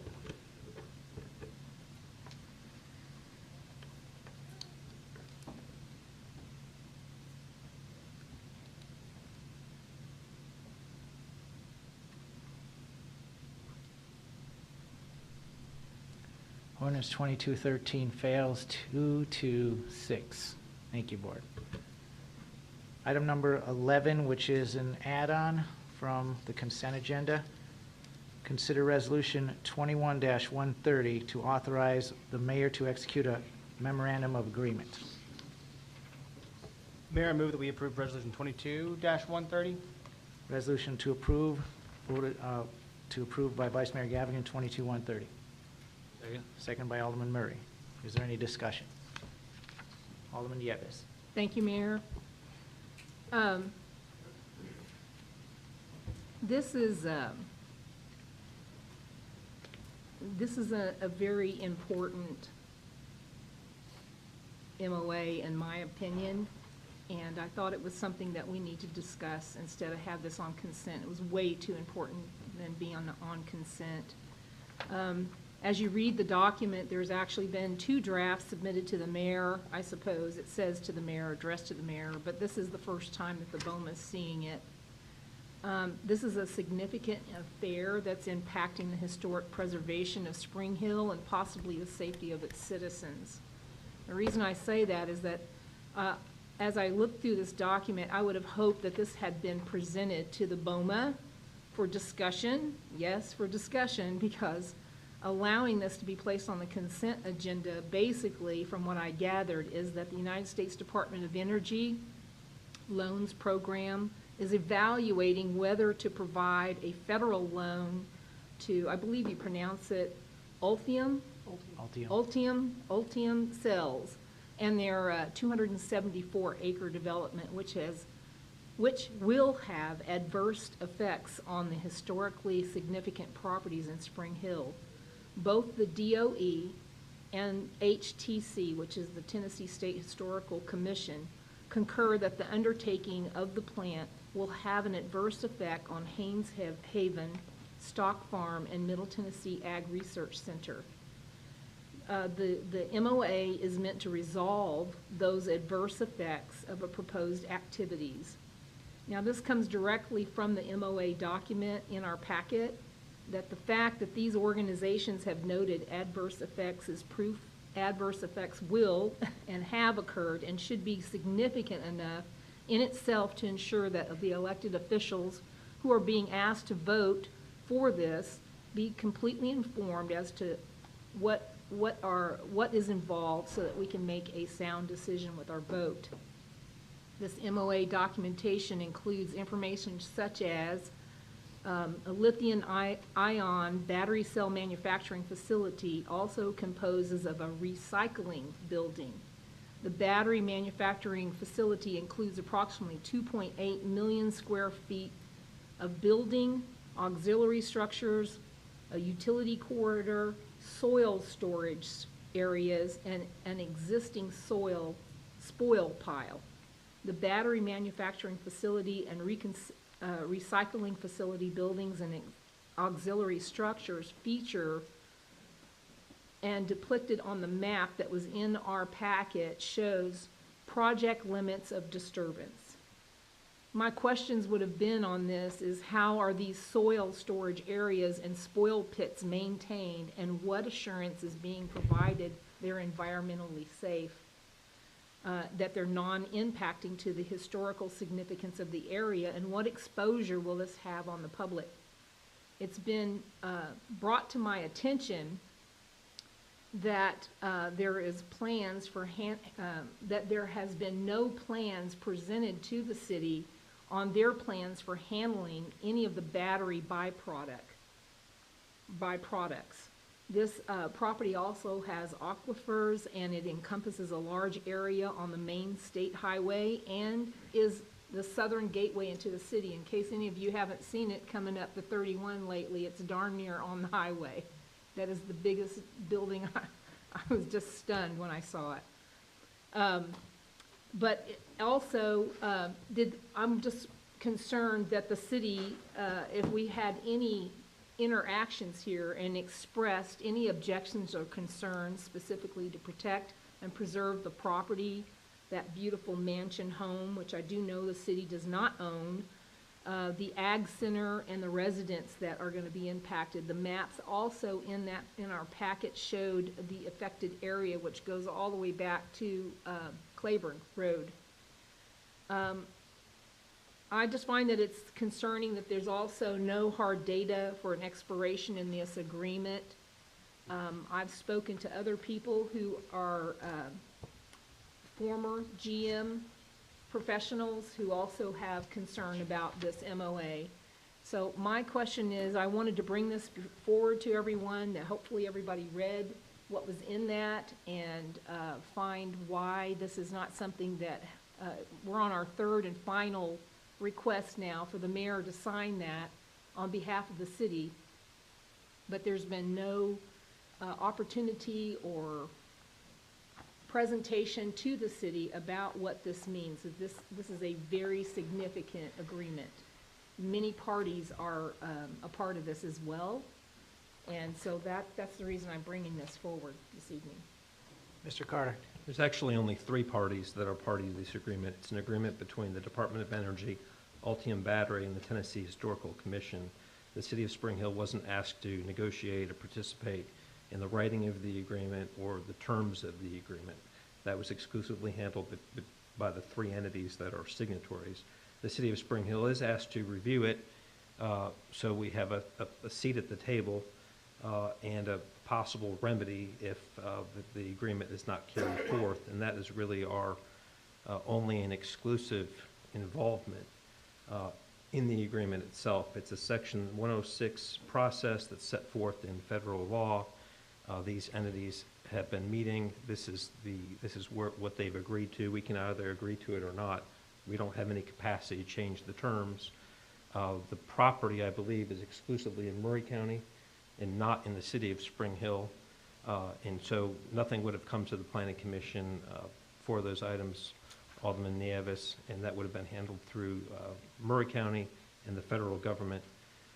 The project, while they're seeking financing, it's back-end financing, meaning they didn't need the financing to construct the factory. As you drive by, you see that the factory is largely there and the footprint's there. They don't need the financing. The financing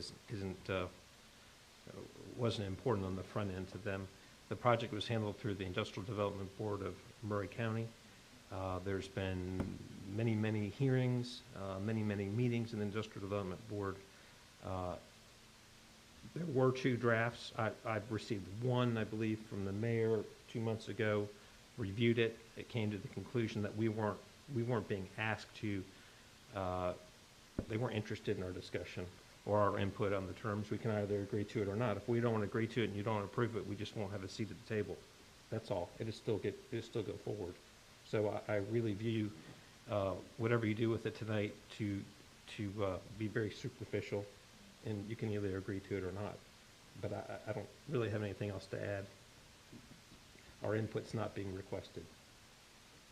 But it does have us as a concurring party. We can either concur or not. It doesn't affect the legality of the agreement.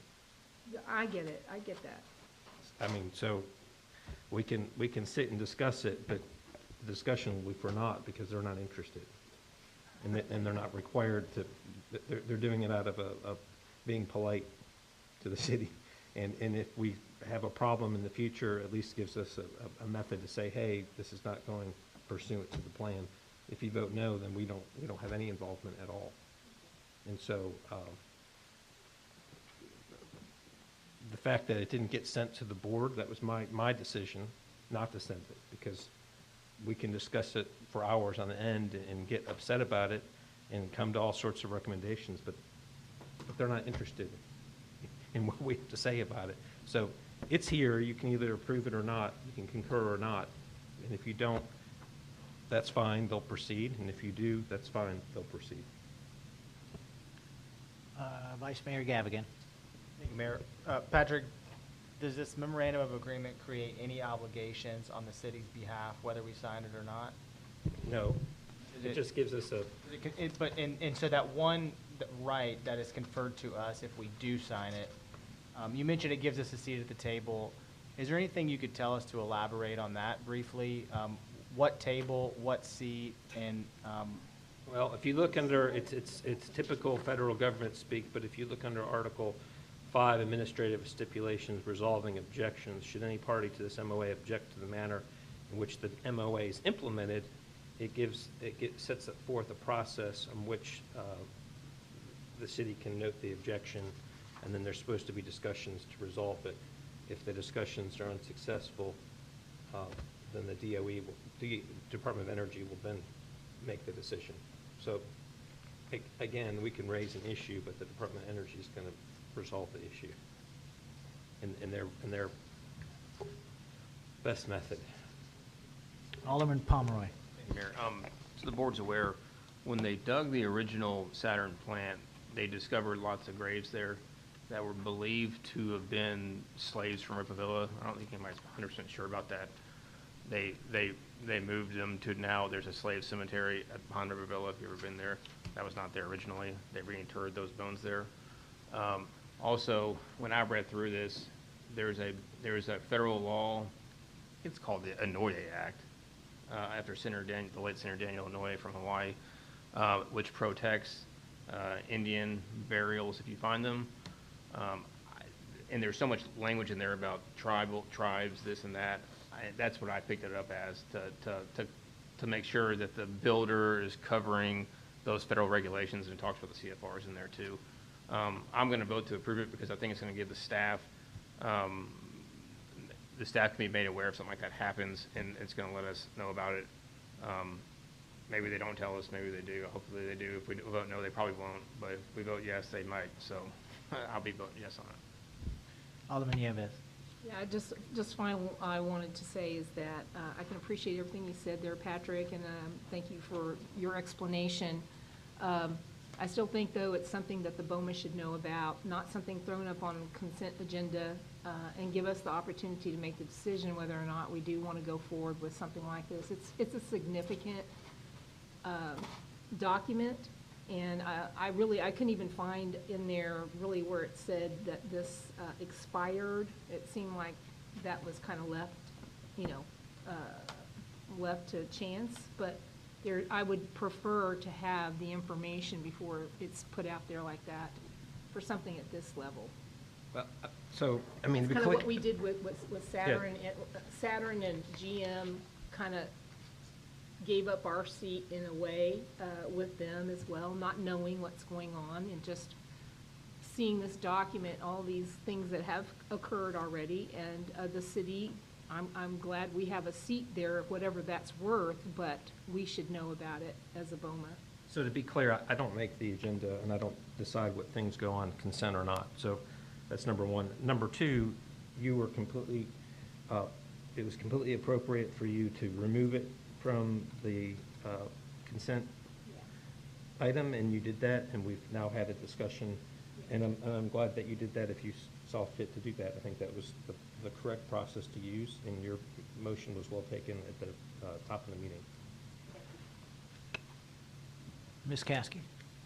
And we're going to err when putting things on the consent calendar from time to time. That's why the process of removing it exists. If there's ever a need to defer it, to move it to a workshop because we really err, we'll deal with that as well. In this case, there's so little consequence to this vote that we did not see it as anything worthy of a lot of time. If you do, that's your right. We talk about it. We'll take whatever time we need to deal with it. But we put it on the consent because it had, in our opinion, very little impact to the city. Had you had some concerns, you'd have been happy to call me and I would have explained what Patrick did earlier. You could have called Patrick. It also works to do it here tonight. This is going to go into a file and, the feds are going to deal with it because this is really a federal process that we just happen to get to be an adjunct party to somehow. And I'll be lucky if we can find the person to call when we need to call them. It's in there. Yeah, well, the question is, will they answer their phone? Yeah.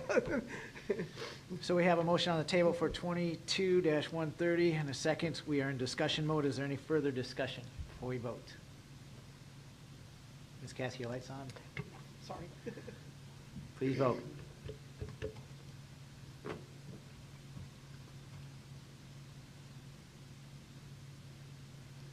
Resolution 22-130 carries unanimously, 8-0. Thank you, Board. All right, we're going to go in recess for 10 minutes, and then we'll come back. That ends the voting portion of our meeting. We'll come back for work discussion. 10 minutes.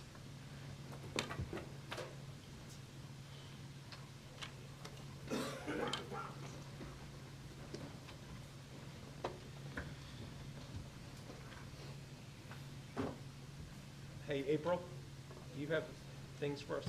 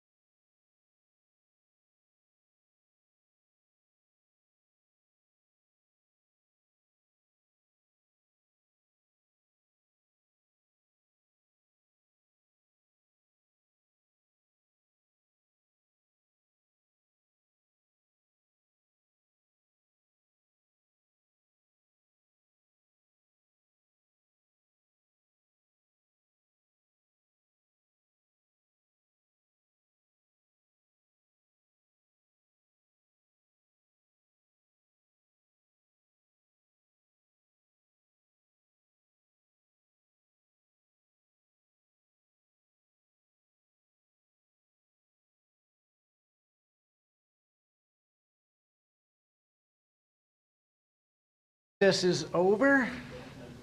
Moving on with the work discussion portion of our meeting.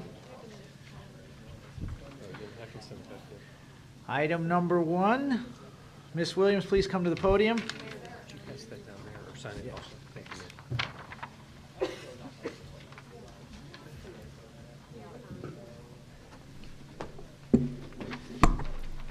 Alderman Yettles, you pass this to Vice Mayor Gavigan. Thank you. Okay, we are at item number 1, discussion of camping in the park. Ms. Williams. As it says in your packet, we have an event planned for the end of September. It'll be the city's first camping event, and we've met with the special event team that we meet with for these events, and the discussion is always surrounding safety. And so all of the parties involved believe that it would be safer for this particular event for the park to be closed for the event, so there's not a lot of in and out traffic as people will be staying overnight, et cetera. So I reached out to Ms. Caskey to ask her opinion, and she definitely agreed that you guys needed to have a voice in this and at least have a discussion about it before we move forward. Any discussion to Ms. Williams? Alderman Pomeroy? I think so. Is this the first overnight event at the park? Yes, sir, it is. Okay. Sanctioned. There may have been others that I don't know about. Yeah, and I don't want to know. Nice. Any further discussion? Okay, so Ms. Caskey, are we good for that? So, when is this event? 24th September. It would be my recommendation that we put on consent a resolution to close, so there's official action, because we don't have a way to staff close it unless there was, we could close a section of it because it was dangerous, but just to close it for closing purposes, we'll put a resolution on, and unless somebody has a concern.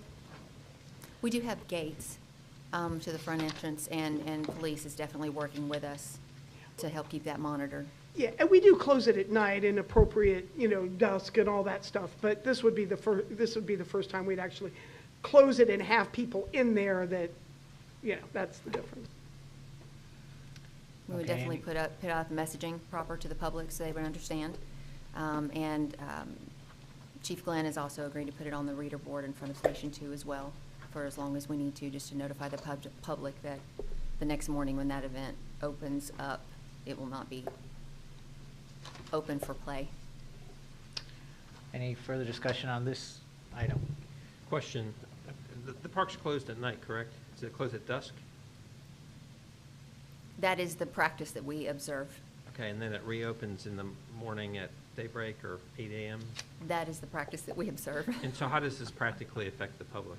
It doesn't. Just they would not have open access on the day of Saturday to come and play at the park. During the day? Yes, sir. Okay.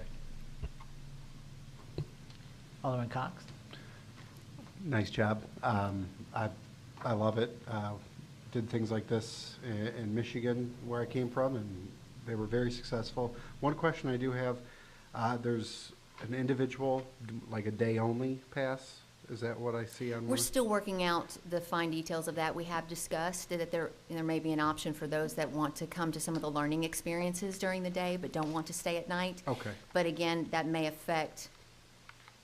this may affect that decision if we're allowed to physically close the park. The whole point is to stop the in and out. Yes. So that would probably go away. Okay, that was my question. That's Plan B. Okay, thank you.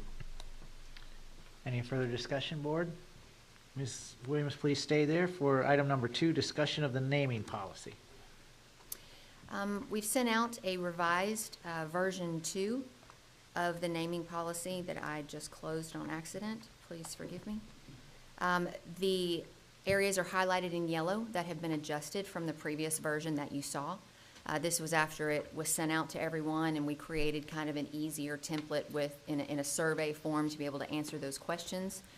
And after receiving that feedback, and then the Parks and Recreation Commission met and viewed all of those comments and had final discussion on this, and this is the version that is coming before you now for your comments. And then we can bring it back to you in a more formal, proper way if that's what you decide. Thank you. Alderman Nieves? Thank you, Mayor. Casey, is this just for parks, though? This isn't for citywide, this is just for the parks, right? Yes, ma'am, that's what I was asked to provide, was something that was citywide. Citywide. This is citywide. Yes, So ma'am. streets, parks, benches, Facilities, yeah, facilities. buildings, anything. Would it be fair to say that this is one of those things where all other duties as assigned? Yes, sir, I believe She's it would the be. head on that? Okay, so, but this will be under just, this will be from the city itself, though? It's not from the Park and Rec? You are Right, correct. You guys, okay, gotcha, okay. Thank you. Alderman Pomeroy? Thanks, Casey. Historical Commission will take another look at it, give you back our feedback. We meet the first Thursday of July. So I think we already gave you some feedback. I don't think we've kicked around these additions yet, but we'll be in touch with it. We didn't meet in June because we didn't have a quorum because it was the start of the vacation, but we'll be in touch. Okay. Well, with that, we might as well wait until, unless somebody has issues that are on there that need to be addressed, we might as well wait, because the next step is to move this forward to a resolution. Unless you would like us to go ahead and do that, and then Alderman Pomeroy can make amendments. It's up to you. Vice Mayor Gavigan? Thanks, Mayor. Casey, what was the original version for the minimum length of time that the honoree had to be deceased in the first draft? Was it 6 months or something? It was not in there. It was meant to be a it's not in year, there at all. and in my putting it together, Yeah. I missed that, so I put it in properly in this version, as we discussed at the last meeting. Ms. Caskey pointed that out. I like that idea in that it keeps any future board from, making rash decisions and just start, getting it on this roll of just flipping out honoree names and stuff. But then I kind of started thinking about it. What about a scenario by which we have a significant contributor, for whatever reason? Like, let's say, the city, produces like a. Are we back to the lyric library again? Is that where we are? No, but I'm just thinking, like, what if instead of deceased for a year, what if, like, at least a year or two post whatever the significant contribution may have been? Like, let's say Spring Hill produces, like a Peyton Manning or a Tom Brady in the future. Yes. Or like, a sports figure is just one example, but maybe Spring Hill produces the President of the United States one day. Instead of waiting until that figure is deceased, could we maybe wait a year or two after that significant contribution expired? The Tom Brady retires, or the Olympic swimmer that we produce in the next few years wins his or her gold medal, or something like that. So that. Would that be an extraordinary Let me- circumstance? Well, and your honorary namings handle that for the immediate. Now, that is something that is already existing or something that is already named. If you were to do a new facility, brand new facility, and this was a situation, that would be a discussion for y'all to have at that time if this policy did not align with it. Wait, so explain for me the difference. What's the differentiation there between? So let me honorary. cover three things real quick. First of all, an honorary name, you see it on bridges all the time across the state. They name bridges for honorary soldiers, veterans, that sort of thing. Police, fire, that sort of thing. They're just honorary. They don't actually go on a map. They're not Completely there renamed. for that. It's not actually named that. So a road that is named Stephen Jokic. whatever, is an actual naming, where if you have the Veterans Memorial Highway, that's an honorary name. It doesn't really go on the map.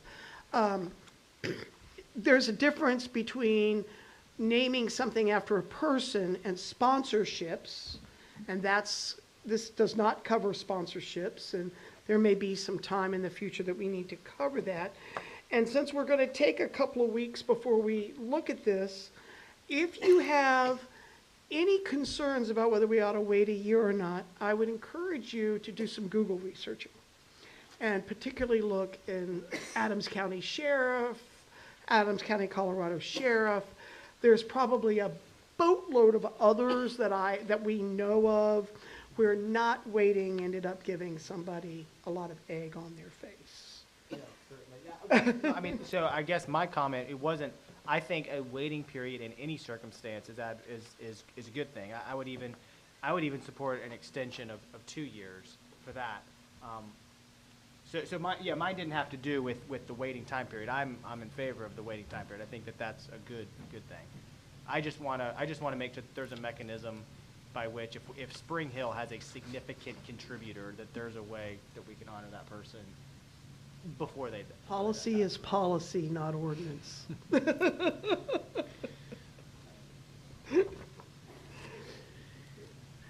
Any further discussion on the naming policy? Thank you, Ms. Williams. Just to be Item clear, number are you wanting me back? We're going to wait to bring it back. Are we ready, if the Historic Commission does not have any substantial changes, are we ready to bring this back in resolution form in second meeting in July? Yes. Second meeting in July. Yep. And if for some reason the Historic Commission has significant changes, we'll discuss then what we do. Fair enough? Whatever you say. Thank you. Item number 3, discussion B resolution for billing codes. Ms. Caskey. We're going to skip that one because I just didn't get to it. I thought I was going to and had the wrong ordinance pulled up, and it's like, I can't amend this, it's the wrong ordinance. So we'll get that back on the agenda for the 5th.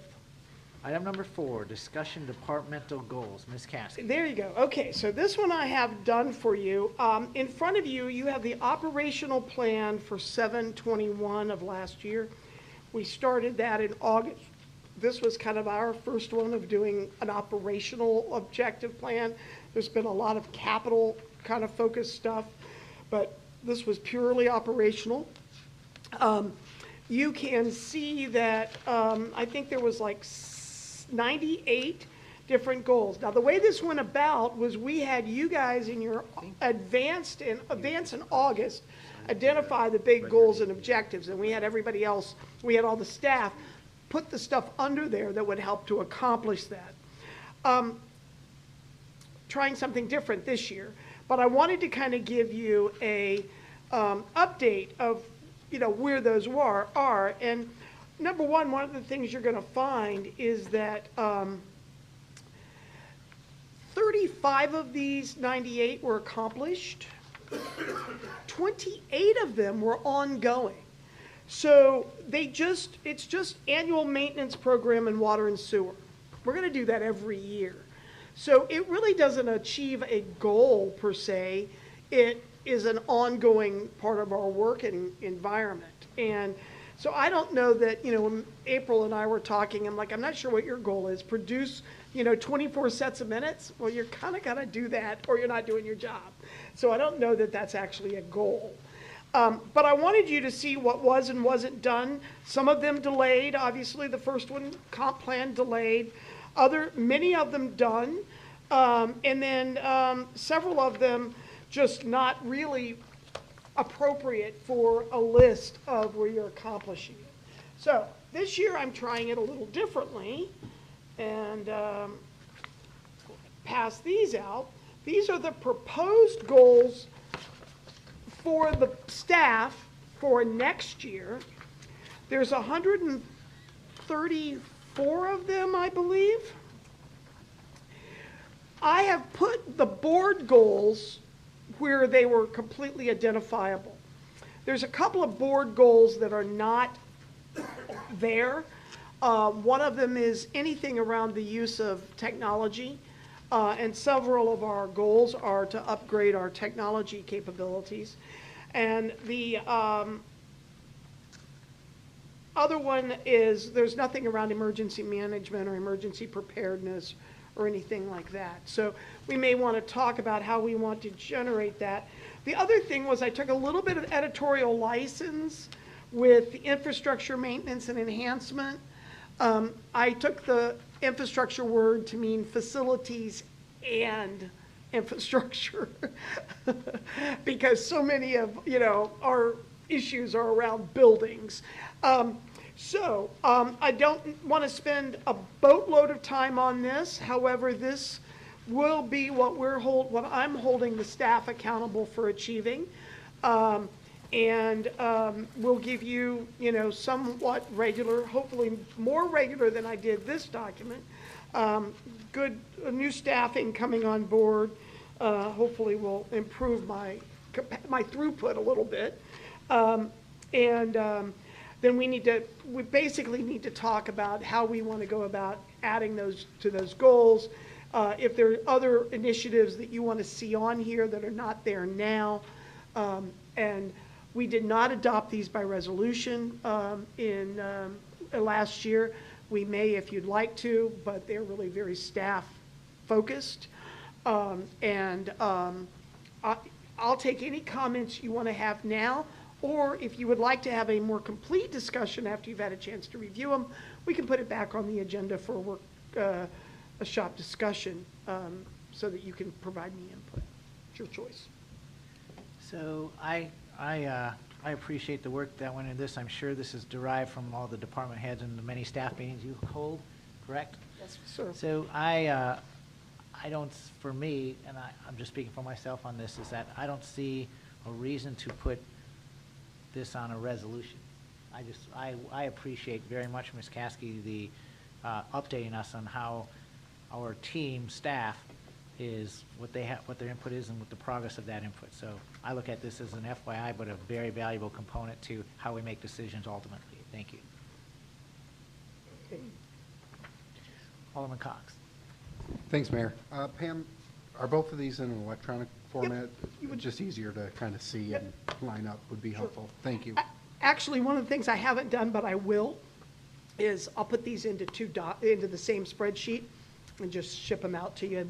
One will have 2021, 22, and 22, 23 on it. Okay, thank you. Any further discussion on item 4? I guess do we need to put this back onto another agenda, or are we good? Okay. If you see something that is woefully missing, please just ship me an email.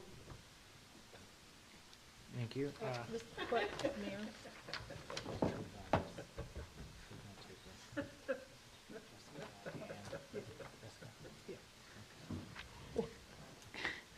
All right, item number 5. Mayor. Oh, sorry, Alderman Nieves. Thank you. Thank you, Mayor.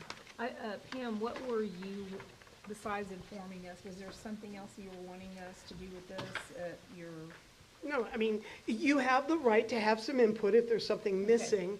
If there's not, if you think, yeah, that's about all they're going to be able to handle, that's fine. But we may have missed something that's important to you guys. I think I got all the carryover from one to the other. So, right?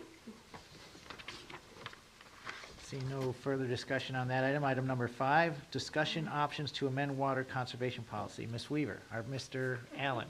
Okay, I didn't know. I thought it was Jessica. I'll take this one. We've got a memo that we included in the packet to kind of help prepare for this discussion. But as you guys can see with some of the stuff we put on the agenda tonight, the utilities team is wanting to make the board aware of some of these issues and start putting some possible solutions in front of you as quickly as possible. One of those things that we've noticed is that within our water conservation policy, there really is just one non-watering day, which is every Friday. So everybody knows Fridays you're not supposed to water, period. As you can see with some of the data that you guys have been copied on over the last week and a half, where we've been giving you the morning and evening updates on the tank levels and how it's progressing through the system, you guys can see that we can get the tank levels pretty high. And as we go through the week, we get usage. We get to Friday and we get a lift. And then on the weekends, if there's no rain, it's an extended dry period, the incremental lift we get on Friday is obliterated on Saturday and Sunday. And so if you have multiple weeks without enough rain where we can replenish and get a break from the watering, we're essentially in a deficit week over week over week, and we get back to this situation where we keep having to talk about, making these cutoffs to maintain pressure for fire flow. So one of the things that staff's been talking about, we do have this water conservation policy. It was passed as a resolution in 2009. We included a copy of that just for everybody's reference. so you guys can be aware of what it actually says. The utilities team is going to recommend that we consider adding some additional non-watering days. We've put together 3 different options. Certainly happy to consider any others anybody else wants to toss out, but the idea is, in the meantime, while we're waiting on the booster station parts to get sorted out, while we're trying to get long-term storage tanks in place so we can add extra storage to the system, it's going to be a good idea from a policy standpoint for us to add an extra day in there to be able to give the system a lift and let it recover a little bit. So these options as they're laid out, the first one, which is going to be the utilities team recommendation of their preferred option if we're going to do something, is that Saturdays would stay as residential even address watering, and then the non-residential portion would be anything named N through Z. Which those 2 are linked right now in the policy. Then Sunday we would switch, so we go to the residential odd addresses and then the non-residential A through M.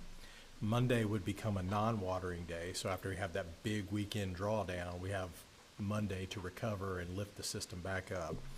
Then we would go back to Tuesday, even addresses for residential, non-residential N through Z. Wednesday would be residential odd, so we'd switch again. Residential be odd, and then non-residential A through M. And then because we have 7 days in a week instead of an even number of days in a week, we would actually propose going Thursday and Friday non-watering to boost up the tank levels to the max to then get loaded up for the weekend demand. That's the operational thinking based on what we're seeing from the demand data and how people are actually using water. But a couple other options. So option 2, we kind of called it Saturday unrestricted. So starting at Saturday, again, Saturday would be unrestricted watering. So it's not driven by address or anything like that. If you want to get water your yard, run the slip and slide, do whatever, just do it. Sunday would become a non-watering day, again, to give that day of recovery. Monday, we'd go back to residential odd and non-residential A through M. And then we would flip on Tuesday and go residential even, then non-residential N through Z. Wednesday would be a no watering day, and then Thursday and Friday would be 2 watering days again. From a purely data standpoint, you could probably make that work. There are some real practical challenges in that if we needed to do enforcement on a Sunday for a non-watering day, I don't think Chief Bright's going to appreciate us taking patrol officers and sending them out and bothering people on a Sunday. So I think that's a data-driven one, but I think from a practical standpoint, it's got some pretty serious implementation issues. And then the third one is, as we've talked about it internally, what we're calling an unrestricted weekend approach. And I think this is more just acknowledging practically what we think really is happening anyways. It just generally appears that there's broad non-compliance on Saturday and Sunday. And that makes sense based on the usage that we're seeing, and also that's when everybody's home. We're not at work, and we're spend time with our families, and we're enjoying recreation and all the water that comes with that. But what that would look like, if you wanted to consider that, would be basically saying Saturday and Sunday's unrestricted. Monday and Tuesday would have to be non-watering days, again, to let the system recover. We'd go back to an alternating Wednesday and Thursday scenario, so half of them on Wednesday, the other half on Thursday, and then Friday would have to be a non-watering day again to load it up on the front end to recover to get ready for the big weekend demand. Regardless of what we do, if you like one of those options, or if you want to come up with another one, at a minimum, we're looking at probably about a $15,000 commitment to send out postcards, re-advertise, and re-educate people and redo a campaign.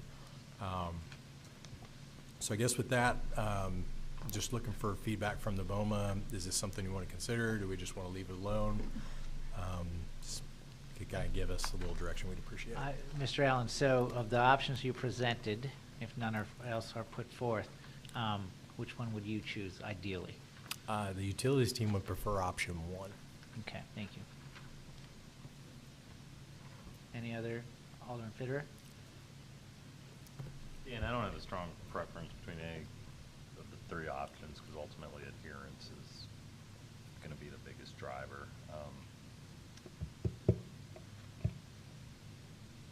It feels like to me getting non-watering days during the week is more likely to be adhered to, especially multiple days throughout the week. For simply amending a policy, I can lean, towards whatever thing we can actually communicate and get adherence towards. If we're going to do something larger where we're actually going to make this an ordinance and have some more enforcement mechanisms, I'd like to look a little bit broader than just watering.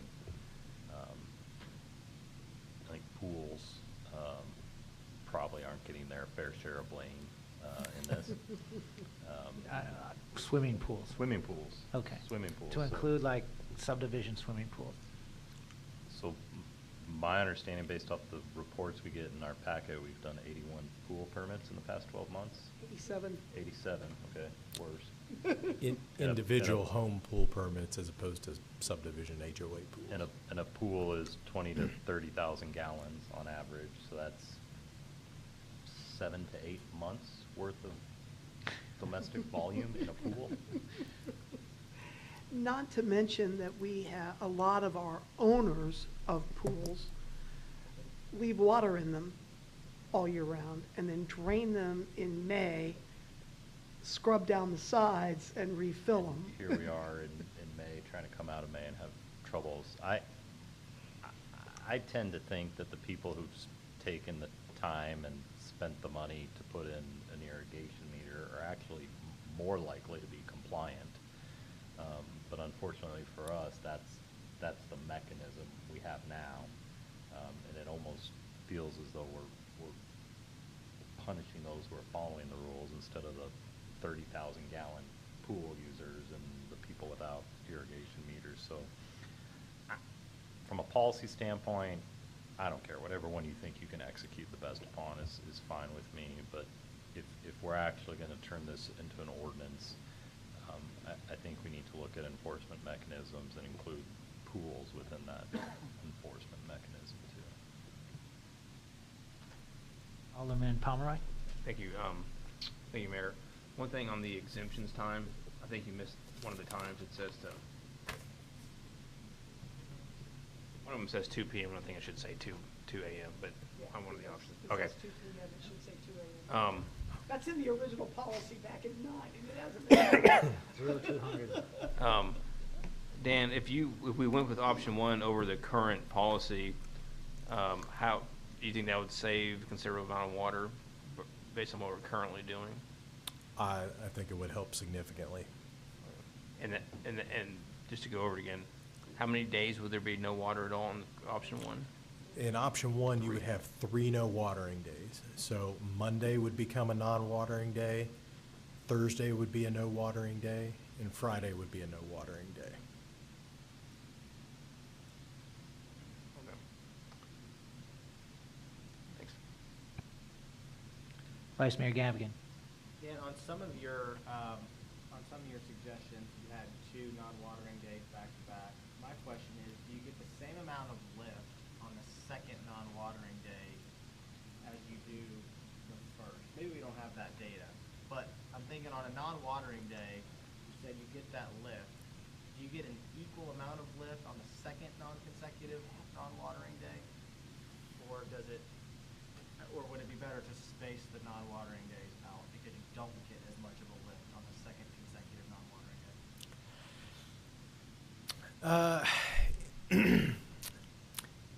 I think the real answer to that is there's a difference between theory and practical application. And so I think, practically speaking, I don't know that you would see much of a difference. Theoretically, you might, but the reality is we already see it with our current policy. We have, despite all our best efforts to put out postcards and social media and all the various ways of communicating, we still have pretty broad non-compliance. Changing it midstream is going to be a tough challenge to communicate that. I think it will definitely help Jeremy and TC on the water side in terms of operating it. The less people we have and the more people we have compliant with non-watering, the more recovery we'll get in the tanks. And the goal here is that instead of having this line where it goes down and then we get 1 day of lift and then we keep going down, and we just sort of have this downward trend because we're not getting enough rain in the summer. If you add a second lift in the middle of that, you keep that from trending downward and keep it more balanced out and averaged out. That's what we're attempting to do from a water production and storage standpoint. Does that make sense? Yeah, it does. Yeah, and I understand the difference between practical and theory. It seems like you wouldn't maybe get as much of a lift on that second day, but yeah. I'd like to make a friendly reminder that when we are speaking, because we're being recorded, to make sure we talk in the microphones. Alderman Nieves. Alderman Linville. Thank you, Mayor. Dan, are we expecting, like, by the way, thank you for the work you guys did on this. Like, all the options are pretty good. And I think would be an improvement over what we have right now. Do we expect this to be effective for this calendar year, this change in policy? I will defer to you all on that. If you would like us to do it, we can go for it. We certainly have the money in the water and sewer fund to be able to come up with $15,000 to re-prepare postcards and send it out. I think, you know, in full transparency, there's already quite a bit of frustration with the situation, and now potentially looking at a second one here. So it is going to certainly have an impact in terms of feedback and things like that. We'll help you manage it as best we can. I was going to raise the concern that, you know, if we're putting this on the agenda in a couple of weeks, and, you know, then we can at that point start to advertise a new policy. You're already getting into later in the, you know, dry season, so it might make more sense both fiscally and practically to make this roll to next calendar year. But if we're in a David's nodding his head over there from a communications perspective, but that was just going to be my one caution that, you know, this might be better for next calendar year. Regardless of, unless it's, you know, absolutely necessary, we make a change right now. Alderman Nieves. Thank you, Mayor. Dan, has there been other things that you've looked at to address this aside from just looking at the citizens' behavior? Is there other things like gray water or other things that we could do? Because this isn't a new problem. This is something that has, even back in 2009, this resolution here noted it. So it's not something that we didn't know was going to come along. Has there been some other ideas, opportunities to address this? It's not quite ready for public consumption and you guys yet, but I have drafted an ordinance to create a reclaimed water utility, which is the purple pipe that you're talking about. So we are looking at that. That will, even an initial project to establish that and get that line built, you're probably looking at 18 to 24 months to get the backbone infrastructure built on that. So yes, we are looking at other options. This is the quickest, shortest term thing that we could come up with. That's why we didn't present it as an ordinance with some of the other things that have been talked about, because if we did want to make this policy change now to try and work through it, it's one simple revision to a resolution that we could come back forward and start working on it. So does that answer your question? Would that be the only thing besides getting a pump and a tank? Is that the only thing that can be done? Are there any other? I don't see the cities around us having this issue that are pulling from the Duck River as well. I just asking, is there some other options? I'm not going to name my counterparts specifically, but I've been having conversations with my counterparts in the other utility districts, and they're all struggling with supply issues and shortage issues. This heat wave and the drought that we're going through is stressing everybody's systems. Yeah, I know it's a way bigger problem than what we're talking about here tonight. Long term, the Duck River, drought, TDEC, all of these things that are been on the cusp here to impact us in the city. But I'm just not for penalizing the citizens for it. I do realize that, you know, I'm not penalizing, or I'm not trying to penalize or blame the city either. Although we have the knowledge and we've known that this is a problem that's been coming about. But they're paying for the water, and they are paying for the meters, those that have irrigation. And so it's a part of the infrastructure that a city provides, you know, sewer, water, all of the roads. That's a part of it. And so to just put it almost purely on the backs of citizen behavior, which is a normal process. It's summertime, people want to go out, they want to water their lawns, their gardens, and I just can't, I don't agree with that approach. I think that if there's anything, if we're going to try to communicate something else, then we need to really come forward and have conversations with the community. I don't think these little cards help. People just throw them in the trash, and they are very frustrated right now. You said that right. That maybe the city just, we have public meeting or whatever, but we come forward and just ask for the public's help rather than blaming them. I'm just hoping that there was maybe something else that is in the possibilities that could help us through the summer. It looks like this whole summer we're going to have a tough time. Alderman Murray. Thank you, Mayor. Just a quick question, Dan. So, I mean, obviously, as it's already been stated, a policy is only as good as our ability to enforce or have accountability for it.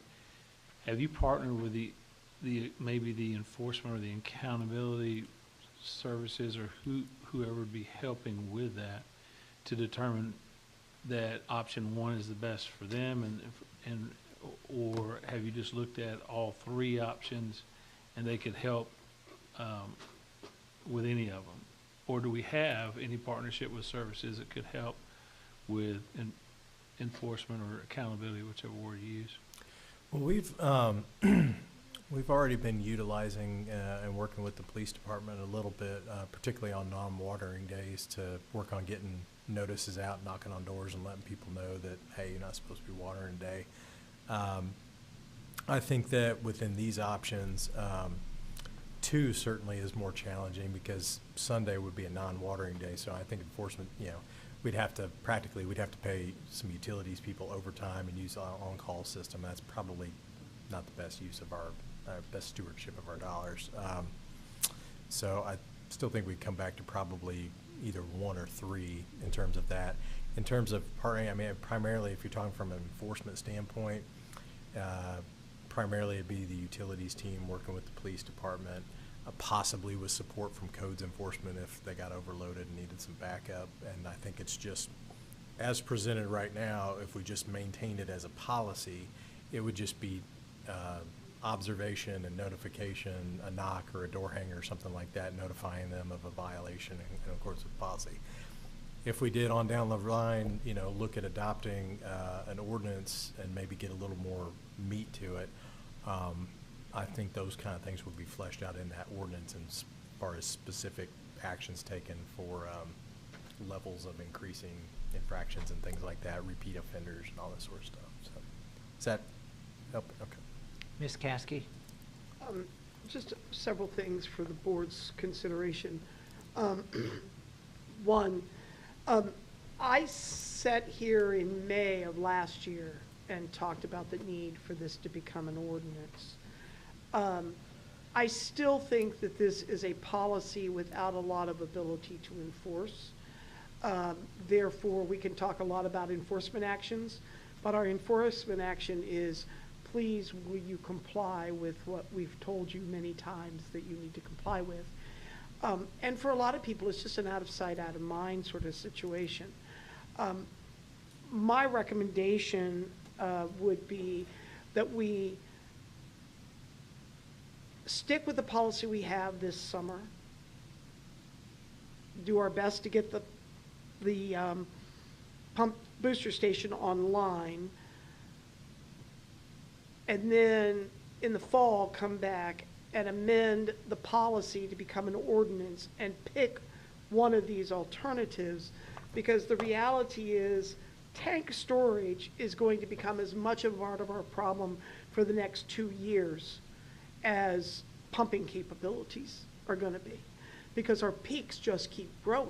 Our peaks are growing at a much higher rate than our daily consumption uses are growing.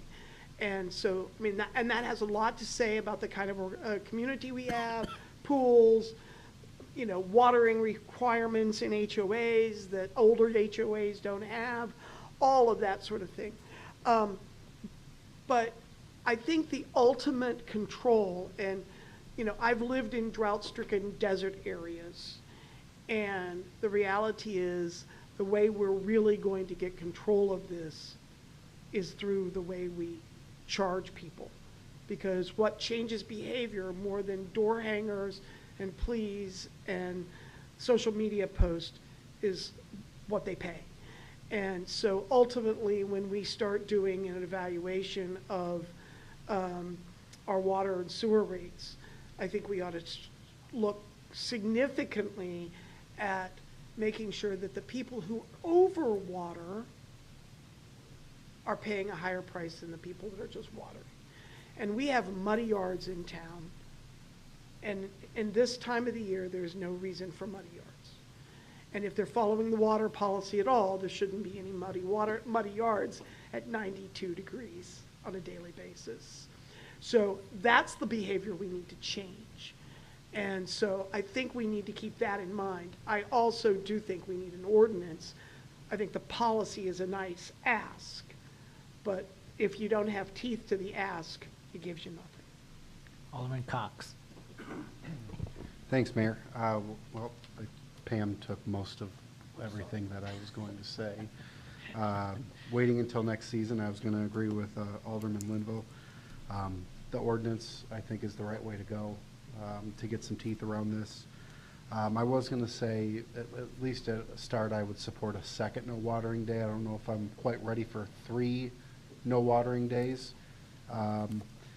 But in any one of those, if we implement an unrestricted day, I think the accelerated rates is, you want to water and you want to have the greenest grass in your neighborhood and win the gift card, I mean, you're going to pay for that extra water that you're using. So I would support that as well.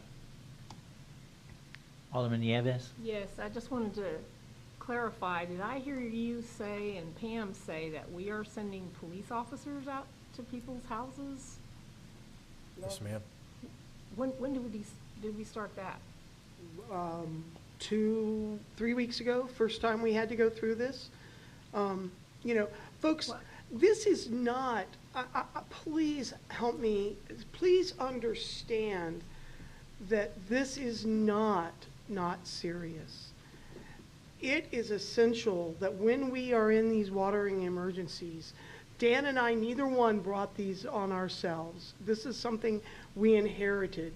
But I promise you, I would rather listen to somebody complain about having to not be able to water their grass than to look at a firefighter who gets trapped in a building because they don't have the fire pumping capacity. We are doing everything we can to protect life and property. And all the other stuff that falls off the edges, because we are doing that, I will not apologize for. If it is essential, if you haven't checked your email recently, we are at 41.3% tonight. Okay? I don't know what we'll do till noon tomorrow, but I know that every time the fire engine goes, my heart's going to be in my throat until we know we're okay. Well, we did activate mutual aid, and so we have tankers in Murray County and Williamson County on standby, so emergency services are covered. We're covered, but the tank levels are right at the minimum. So please help me to understand, though, when you say that you're sending police officers, how does this work? Somebody reports it to you? They watch, they look. They're visible. Our police are going up and down looking at people watering? So remember that both Public Works and utility staff are out in the city all over the place all day long working on just a variety of things, right? We have our own maintenance issues. We have citizens that call and say, hey, it looks like there's leak, So we have people kind of everywhere anyway. So They just simply have been asked to be on the lookout, especially on the non-watering days, because we know nobody's supposed to be doing it. And that's our recovery day. That's our one chance to try and get the system recovered back up. So when they're out and about in the course of doing their daily stuff, you know, they're calling back and saying, hey, we noticed in this neighborhood on this street, there's several houses. And if there's multiple ones, then, you know, they may request an officer to come along with them and go knock on the door and help give notice to everybody. Well, the other thing that's out, our crews come to work at 7. Some of the prime watering time starts about 5 a.m. And the police are already on the streets at that time. So they can see what our folks can't see, where the watering, and, you know, it's not hard to tell somebody's watering, you know? I mean, the sprinklers are running, they can see it. So, I mean, it's not, it's valuable eyes and ears, particularly in that 4 to 7 a.m. time period that. This is my first time hearing that we're using our police department to let people know they're overwatering. I mean, I understand this is serious, and if it's that serious, then we should be taking a stand of stopping a temporary moratorium and stop the development that's going on in the city. I'm just watching the planning commission, and one after another are stacked up, and they're out there, they're still building constantly. So if we're gonna go and say this to the citizens here, let's do the other part of it. That's just as important, and that is impacting this. No one here can say that. This is a supply and demand issue. And stop the building then, and listen to the citizens. We're gonna send police officers out to their homes.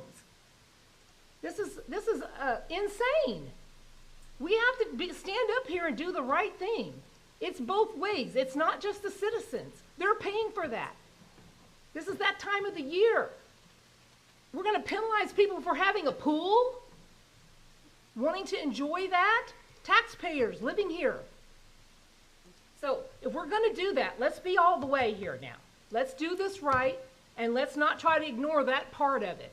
I don't care what anybody thinks up here about here, but that is what the people feel here. I feel the same way, and right is right. You can't have the police officers out going, putting stuff on people's doors because they're watering. I do understand. Let's get in front of this public in the right way, in the best way, and talk to them, and then help them understand where we're at. And there's nothing we can do unless they help.